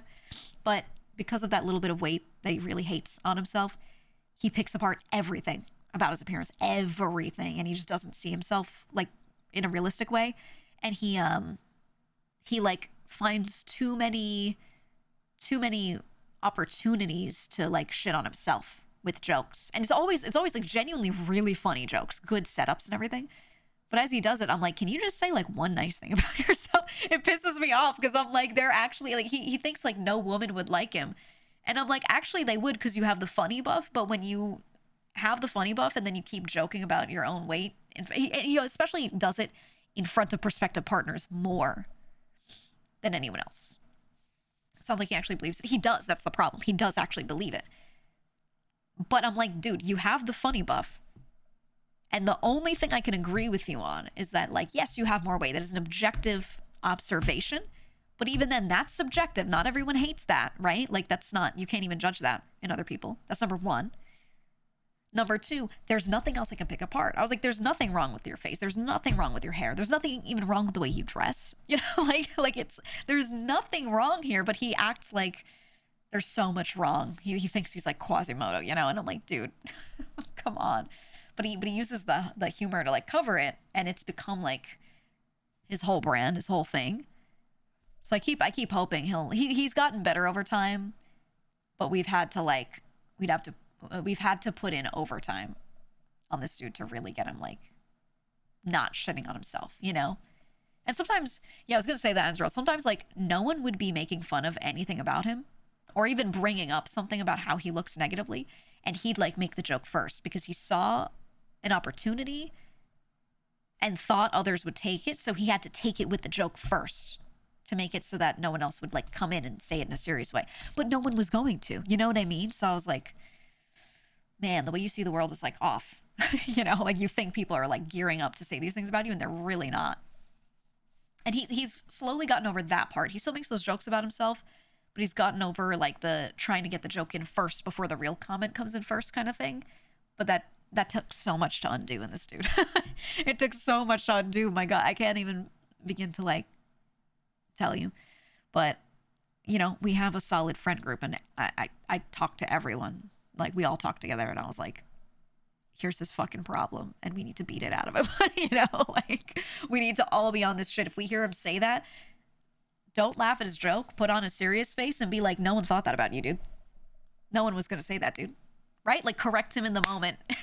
and a lot of doing that, and he having that like sobering comment back got him to really like not do it so much, and him just not being so negative in front of himself all the time has been really helping. It's been good. Because I really think he could find someone like gorgeous, because he has like the insane funny buff. He has like the Jack Black level funny buff, you know? Like for real. So I don't know. He's one of those dudes where I'm like, you could probably end up with a supermodel if you just fucking weren't mean to yourself. You know? Also, I saw what you said earlier, Bluebird. You said I saw you in Co's chat and was flabbergasted. Why? I like Co. I think anyone can tell from the outside that Co's cool, but he's got my like pass for sure on the cool person list because he's friends with Bruce. Anyone that's friends with Bruce Green is on my good list. You know what I mean? He's got a server just called Bruce Games, where like a bunch of friends can just play games in there. And if I see anyone in there, I'm like, you're on the good list immediately. And I remember I saw Cohen there a while back, and I was like, okay, approved. Anyway, yeah, you need to clicker train your friends sometimes. You gotta clicker train their ass. Yeah, my friend's doing better now, though. He's doing a lot better now. I got him to, like, not go on a date with a girl, but, like, while we were all hanging out in a big group, sit and talk next to, you know, one of them without putting himself down. I was like, I need you to legitimately, like, challenge yourself for me and just, like, promise me you won't bring up in front of her anything about yourself physically that's negative. Because the moment you do, you're going to start spiraling. You're going to start, like, cracking a million jokes about it. But I was like, don't mention your weight. Unless in response, if she says something and you're responding, it's like a normal conversation. No one attacking anyone, just normal conversation, something. You know, then yeah, it makes sense. But, like, don't bring it up first. and he was able to do it. And all of the friend group, we were like, whoa, whoa. It's me and one other friend. We like pulled him aside and we were like, you better fucking, don't be weird. What? Oh, she said, imagine waking up to Pete Davidson. You vomit a little in your mouth, but it's okay because he made you laugh it out. I don't get why people like Pete Davidson like that, actually. I'm actually with you. I don't think he's cute at all. He scares me a little bit, actually. And they're like, he's so funny. I don't think he's not funny, but I don't think he's so funny that, like, I don't know. I don't think he's cute at all. He scares me. He seems nice, though. Scares me, too. Never heard anyone say that. He seems like a nice person. I don't mean he scares me as in, like, he like, I would look at him and, like, run. You know what I mean? But I don't know. Yeah, there's like a little ick. I don't know what it is. The girls claim he treats them like princesses, but the supposed rumor is that he's packing. That's like, he's not like the only one in the world, though. So, like, I don't buy that as, like, the reason, because there are plenty of those. Okay? There are plenty of those. Also, that should not be, like, your reason. That should not be your reason why. You know what I mean? For, like, actually dating someone, that should never be your reason why, dude. What? I don't know. Cool, I guess, but, like, there's no way. I think I just don't like the, he looks permanently shrugged. I mean, that's what it is. No, it's a bunch of things. Yeah, I'm just not into it at all. I don't know, I'm looking at pictures now. I think his tattoos suck as well, which is just a separate thing. Nothing wrong with tattoos, just if your tattoos are shit, they're shit. He's got, like, Winnie Pooh holding a balloon on the front of his body, his torso. I don't even want to say his chest because it's, like, low in his ribcage on the front. Like, he actually has some of the shittiest tattoos I've ever seen. And I really... He looks like Rod Long. Okay? You know my friend Beetle? The streamer Beetle? Who in RP has a character named Rod Long, and Rod Long just put, like, every in-game tattoo on his body, and the topmost one is off across his chest, and it looks like balloon letters in a rainbow that say killer. All right? They look ridiculous. And when I look at Pete Davidson's tattoos, I think about that character Rod Long.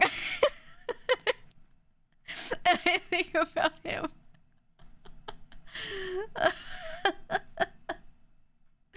I didn't realize it until now. Okay, can I find a picture of Rod Long's tattoos? I don't know if I can.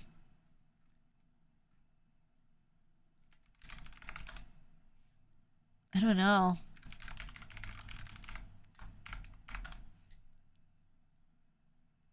Can I find the killer tattoo? That tattoo fucks, by the way. Some of the tattoos in-game in GTA that you put on your character are, like, so insanely bad, but they're bad on purpose. Like, they asked artists who are, like, good tattoo artists to make, like, perfectly awful ones. And they really did.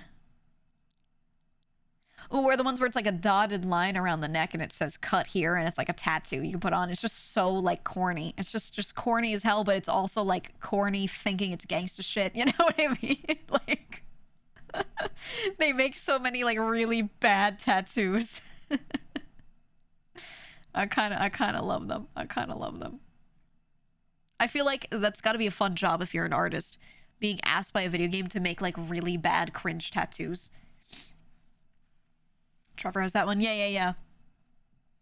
Yep. I don't know, man. I love those shitty tattoos, dude. I was watching... Oh my god. I wanted to watch some trash TV on Netflix because I was in yesterday thinking I was going to lose power. I did not. And I was just being ready for storm stuff in case, like, family members needed me. So sitting there watching Netflix, and I watched that show Badly in Love, which is like the Japanese dating show where they pick like all delinquents and they try to put them in a dating show. And there was one girl who was like covered in tattoos all over her back and her arms, but they were really nice. And I was like, wow, she has good aesthetic sense. You know, people have a whole sheet, like you can have a sleeve, but you can have your entire back and legs covered too, right? Like a whole sheet of tattoos on their body, but they're all cohesive. I love that. I love that. And hers were so nice. Let me see if I can find it. Let me see. She was kind of cringe at the end, though. She started crying and like physically clinging to a dude that didn't like her. And I was like, no, you're a baddie. You don't have to do this. Oh, I can't find a picture of it. Well, she was cool. She was cool. I liked her tattoos. I don't know. I'm not really for or against tattoos. I think you should just get ones that suit you if you want it. Just don't get shitty ones. Please don't get shitty ones. Please don't.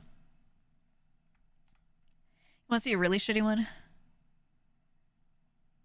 My dad likes to send me pictures of really bad tattoos. It's like one of his favorite things. He just sees awful ones online and sends me pics. Look at this one.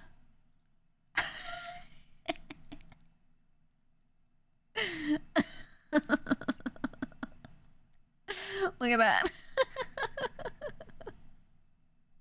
with the hands and the jeans. Oh, what a terrible tattoo. I love shit like this, man. Oh, I love it. That could be your angle or your double. You knew a guy 100% covered back in tribal looked crazy? I had a I had a friend who got what looked kind of like full body Yakuza tattoos. It was covered from like the knee up. Not the front. It was the back, covered his arms, and went over the shoulder to like just touching the top of the pec. So it kind of went over him like a mantle, right? And it covered his whole back. And it was one sheet. It was all cohesive. It wasn't a sleeve of like different things that they then tried to work together. It was like all cohesive. And it was a whole scene. And it was like the super expensive. And I look at this and I'm like, this is really good. This is really nice. And then I look at someone else with a sleeve and it's not really a full sleeve. It's just, it's just a bunch of shit put together. And I'm like, this can be okay if you have good aesthetic sense and you really like put stuff on there in the right way. But it's like so hard to make that work. It's really hard to make that work correctly, you know? I think that's tough. But it's also hard to get all of your tattoos in one go. Number one, it's just like physically hard. But number two, you have to pay a lot. You have to pay so much. And artists that are good at that sort of thing are expensive. So, I don't know. Yeah, his did go hard. Yep. Your brother wants to get a full arm tattoo from Full Metal Alchemist. Not sure if he should. Ooh, that's a lot. That's a lot. I don't know. There's nothing wrong with tattoos. I'm not personally into the idea of getting any, but I don't dislike them. And it just depends. Just get ones that you like. Get ones you're sure of, okay? Because I've had too many friends get something kind of because like they were on a trip, you know, and they're feeling the highs from the trip and they're doing a thing and they go get a tattoo and then they come home and 3 months later they're like, I don't know why I got this tattoo. Just be careful, you know. Hi, Just Noodle Cup. I'm glad. I do everything on my Google Calendar, dude. Get the classic mom tattoo, yeah. You know what I will say? Be careful with content creator tattoos. I think getting an image of something is okay, but try not to like tattoo a username on you. Be really careful with that, dude. Symbols and images can be changed around, covered up, you know, whatever. Other things can be covered up. or if you like the image of something, but you don't like the person Should anymore, check out it's a little easier Charles to deal with that. Trippy's sleeve. It's pretty sick. It's all space oriented and has Charles things like his Trippy's dogs, sleeve. flying spaceships and stuff in it. Let me see. What's he got? Oh! It looks like a sci-fi book cover. What the fuck? Oh, that's kind of crazy. Yeah. It's tough because he's got like nebulas on it and it's got color. It's got like blue and red and orange and purple, and keeping up color tattoos can be really really tough. But it looks neat. Nice, nice. So I told myself if I ever won the lotto, I would get dick butt behind my ear. You know what? Because that's literally like a super luck-based thing, I like that. I like that. Is that the one guy with a dream tattoo? That's what I'm saying. That's what I'm saying. I'm not gonna lie. I have something that's always like scary is I've seen people get content creator tattoos and like show it. Sometimes it's an anime girl, right? And they show like the VTuber their tattoo and they're like, I got a tattoo of you. But the thing is, like, I know that this person's done like crazy stuff on the back end, or I know that like they're always on the brink of someone's gonna write a docu, you know what I mean? So like when I see it, I'm like, oh no. And obviously I'm not in the business of going around warning people. I'm not Paul Revere. I just sit here and play video games and talk, you know? So but whenever I see it, I'm like, oh no. I hope nothing ever comes out for that one guy's sake. You know? That's always scary. So maybe get like a little symbol that like is easy to change or something. Or a little quote. I don't know. Yeah, don't get me tattooed. One of these days, someone's gonna be like, she was mean to me because she didn't want to play a game with me. And then everyone's gonna be like, how fucking could she? And then, you know, you're gonna have to get your tattoo covered, so. How fucking could she? She tried to help people. I can't believe it. You know?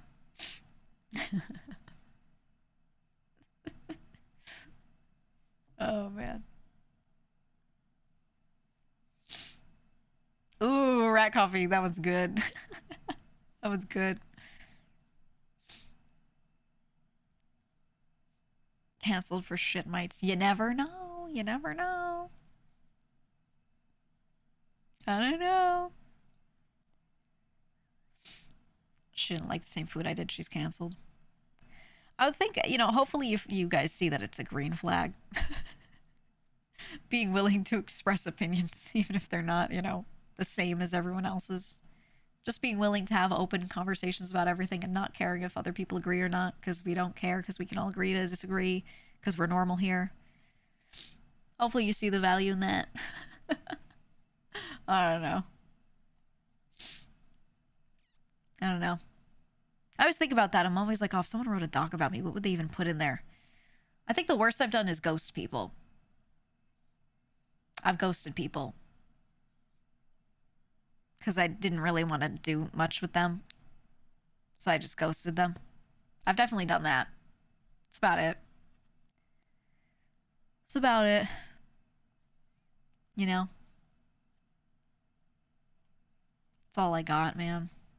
Or like, if someone said something about someone else and I'm like, yeah, this person said this, I guess someone could be like, how could you say that? But also, like, I didn't say it. You know what I mean? Is that even a bad thing to do? Not really. Not really.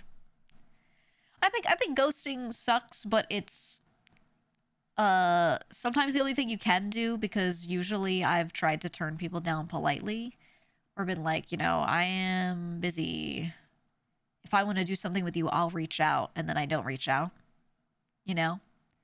But sometimes you do that and they wait for 10 minutes and then they look down at their watch, tap their foot and go, I'm going to message you again. And you know, when you've nicely been like, hey, let's leave the ball in my court because I'm the busier one, and then they keep doing the thing, then it just makes me more likely to ghost, because I'm like, I actually cannot. I actually cannot, dude. You know? Google Doxy dropping GEEGA told me to shut up once 2 years ago. Kek. Yeah. Yeah, shut up.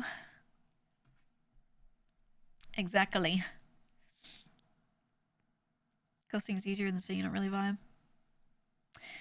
The thing is, a lot of the time, it's not that I don't vibe with someone. I actually don't dislike a lot of these people that I might not do things with. It's more that I just don't have the capacity to.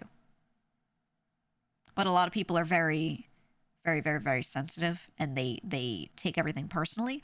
So if I essentially tell them, like, I don't have time, I have to pick and choose who I spend time with, I already have a lot of close friends, I just simply cannot become your bestie right now, they're going to take it as she hates me, not she's neutral to me or slightly positive and doesn't have time, which is what you tell them. That's what you tell them. But yeah, the rejection part, still, they'll take it as like a negative, which no isn't always telling someone I don't like you. Even if you explain it, it's just really hard. So that's why I would rather just be like, I'm so busy. You know, which is also true though. I'm fine saying it because it's not a lie, because I am so busy, you know? But I do have some time to make time with some people, and the problem is, if you have 50 friends, but you only have time in the week to hang out with 3 of them, you're gonna hang out with your MySpace top 8, you know? Like, that's just it. So you don't lose your important connections and everything. But, you know. So I'm sure someone somewhere is like, I hate her because they're not in my MySpace top 8, but I don't know. I don't know. I think that's the worst I got. That's the worst I got, dude. Can barely keep up with your one friend. Yeah. It's never really anything personal. And I do try to make time where I can here and there for like some of those people that I don't spend as much time with, because I don't dislike, you know, pretty much anyone. Maybe you're not like my number one best friend. I think everyone knows when they're not someone's number one best friend. But like, I still like a lot of these people, you know, so sometimes I try to like make little bits of time where I can to make sure that they know I don't hate them, you know? Yeah, having loads of people you kind of fuck with, but you don't have the time to actually spend with them. Yeah, that's the thing, is I genuinely do fuck with a lot of them. I just, you know, like, how am I supposed to have a stream going? And then also hang out off stream with like 20 people that are like, let's hang out off stream. I'm like, I can't. I can't, man. But if only there were more time in the day. But I will do little one-off things with people where I can. Actually have one that's coming up with someone I've never really been friends with, but I know tangentially, and they seem aight, and they're doing a little tourney, so at some point I'm gonna join in a little thingy. It'll be nice. It'll be nice. A lot of people don't have a lot of friends at young ages, then they wear that as their personality for the next 10 to 15 years. Yeah, the same with the opposite, though. Opposite's true. Ooh, join the Discord if you want the hang out with people sometimes but don't want to commit to a 3-hour call experience. Yes. Pop in, pop out. That's why I like friend servers more than always like scheduling to hang out with one friend. Because sometimes I can hop in for 15 minutes, so I do, but I can't commit to sitting and playing a game with someone for 3 hours, you know? In that moment, at least. Or I tend to play a lot of games, do a lot of things on the side, while also working, you know? So I just can't be, like, doing all that. It's too much. So having those little friend servers is nice. You can be in a VC and be like, I need to lock in, just deafen, and no one cares because there's other people there, you know?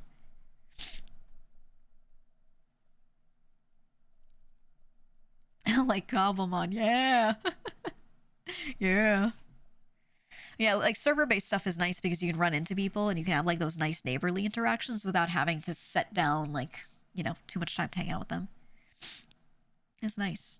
Speaking of which, I don't know how long this Cobblemon server is going to be. I didn't do the shiny tourney yesterday because of all the snow and everything, and I was like trying to not be internet present. But I need to check. They don't really have a schedule of any sort of predicted like end to the server. Does anyone know if any of them said if there was a general length to this or if they're just trying to leave it up? I don't know. There's been a lot of ongoing active support on the server. So it makes me think we're kind of like setting up to be able to have it open for a while, which makes me feel less bad about having to like hop on every day, you know? Or bad that I can't hop on every day, I should say. I don't know. I don't know. A wants longevity. I think it will be falling off soon, so I kind of want to hop on a little bit. I don't know. I don't know if I want to hop on today or just silently tonight. I'm not sure. GEEGA, did you just sure. watch TV or did you read a book too? Yeah, I know you yeah. said something about maybe going and getting a book or two. Yeah, I was reading as well yesterday. I did a bit of both. I can't just watch TV for like 5 hours. I think I could get like 2.5 hours of sitting there just watching stuff and then I have to stand up and do something. I can't. I could play video games for 8 hours. I could do that, but when I'm not actively doing something, I'm just sitting there watching. I really cannot. I have to do something because it's just not, I don't know, it's not engaging enough for me. Or I start feeling the urge to like move around. Even with your game, with gaming, you're not maybe standing up and walking around so much, but you're moving your hands, right? So I feel like I'm doing something. And I don't really need to fidget, but I just feel like I'm being ineffective. I'm not doing anything. I have to get something done. So at least in games, even if you're not doing something that benefits you IRL, you're getting something done. Progress bars are filling, like you're doing something, right? But then when you're watching stuff, there is nothing being achieved, in my opinion. So I start to feel like, oh my god, I haven't gotten anything achieved. Nothing has progressed for this many hours. I need to go do something that's like, you know, productive. Even if it's in games. Games are the way I get myself to satiate that part of my brain without having to like go do work.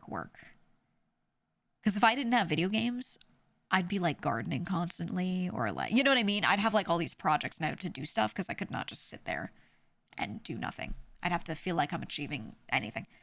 So, you know, yeah, my like lizard brain is like, I want a progress bar to be filling. I want a project to be moving along, something. Otherwise, I feel like I'm like being useless, you know? Same thoughts, but all I'm producing is anxiety. Me just sitting there producing cortisol. Well, at least I'm producing. No, I like to, I don't know, I just need to do a thing. That's all. I need to do a thing. I've done a lot of stuff, a lot of little... The thing is, I don't like making things by hand as a hobby because then I end up making too much. My grandmother a long time ago taught me like knitting, crocheting, making rugs, all this stuff. She was a super, super handsy, you know, hands-on working kind of person. She could do anything. And I learned all of it. I watch streams and play video games, so I'm stimulated enough to not get distracted like co-working. Yeah, that's why a lot of people do it. No, but I learned all these like hand-done project type things, hobbies and stuff. And I hated it because you just accumulate stuff. How many blankets and sweaters and hats and gloves and whatever can you make? Right? Especially when you get good at it and now you're just shitting them out. You're just doing it quickly. I could sit there and knit a full blanket with a bunch of like, you know, designs or crochet something with all these designs pretty quickly because I learned how to do it properly. And I sat there with my grandmother who's really good. So she showed me like, you know, here's how you do it real quick. Here's how you make a pattern in your hand. Easy. Right? And like, what am I going to do? How many times can you sit there and do needlepoint? How many things do you end up with? How many walls can you cover in needlepoint? You know what I mean? Like, yeah, you can give them to shelters and stuff, which I did. That's why I don't have a fuck ton of it here. The stuff that I own is not stuff that I made myself. It's all stuff that my grandmother made because that has more meaning to me than like anything I made. So I donated all of it. And then I was like, this is too much. I just end up like with so much stuff. So I like games and stuff because it's, you know, it's digital. You don't accumulate. I mean, there are so many textiles existing in the world. I don't feel like I need to make another blanket to donate. Save us all some time and energy. Buy a damn blanket that's already been made and give it to the same shelter. You know, that's just where I'm at mentally, because I'm like, I really don't need to be like producing more stuff. We have too much shit. We have too much shit. Don't give her a garden. Yeah, no, if we didn't have like the digital world, I'd be like having a whole ass garden of my own somewhere. I'd probably be farming. I'd be doing like all day work because I have to feel like I'm doing something. I have to always do a thing. I don't know. Next merch drop, handmade quilts. Fuck that. Fuck that. No thanks. No thanks. Tomato class gardener.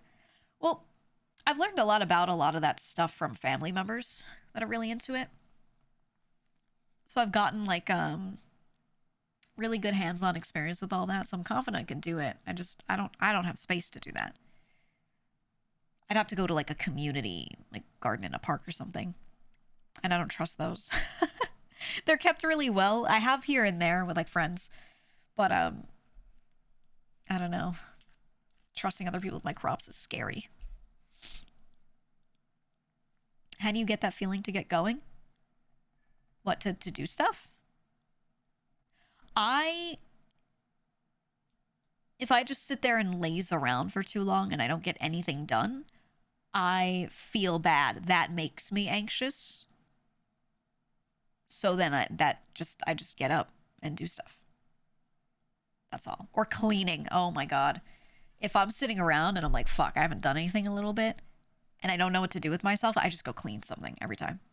Cleaning is like huge for my brain, man.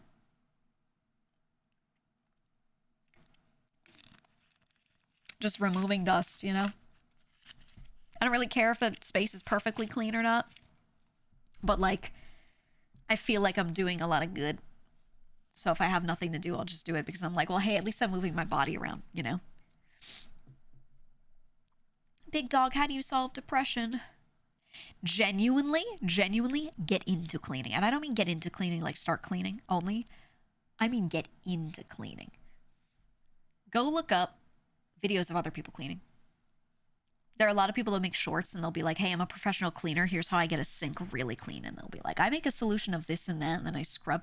And watch these satisfying videos of people doing like really good deep cleans on surfaces. Get into it. All right? Again, don't just do it. Get into it. And then start doing it. You will be not solved, way less depressed. Genuinely way less depressed. Because what these videos do is they put it in your head.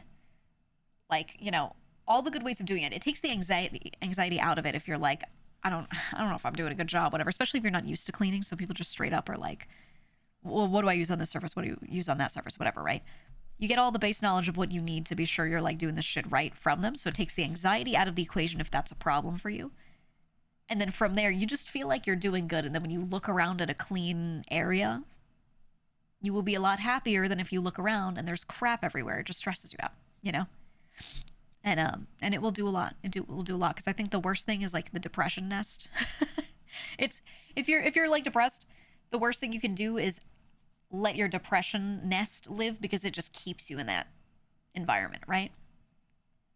It really keeps you there. So that's the best thing you can get into. And that's why I say get into cleaning, because it's hard to get yourself to clean your own depression nest. But if you watch like little videos of people cleaning and you get that like dopamine hit from watching them take a place from gross to nice, you're like, oh yeah, that looks good. Sometimes it helps you get yourself to do it in your own space, right? So that's like the thing to do. That's why I keep telling people to watch Midwest Magic Cleaning. Dude, put on one of his videos and then just start cleaning along with him. Because he basically podcasts during his videos and he just has like a nice, unassuming, calm voice. Talks in the same tone the whole time. No crazy spikes or anything. Cracks some jokes. Gives some good information. It's like very good podcasty listening. Which means you can listen to it while cleaning so you don't get bored. So if you have attention issues, you might be able to get more done because you have something to listen to, you know? So it won't cure your depression, but it'll open you up to being a lot better if you just clean. You know? That's how it is. Ooh. You said fuck bagless vacuums. You hate cleaning them. Yeah, they're awful. They're awful. But you just gotta. Speaking of testing issues, what was the channel name?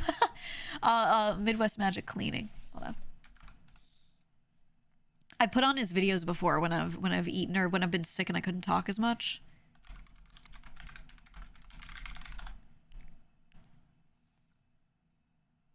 Yeah, he did just put out a video about cleaning with ADHD.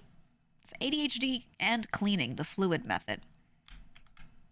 He does love teal. He, self-admits he's like, hey, I'm autistic, and I live with it, and I love teal. But he is one of those people who understands himself and how to work with himself really well. That's the channel. I love this channel, dude.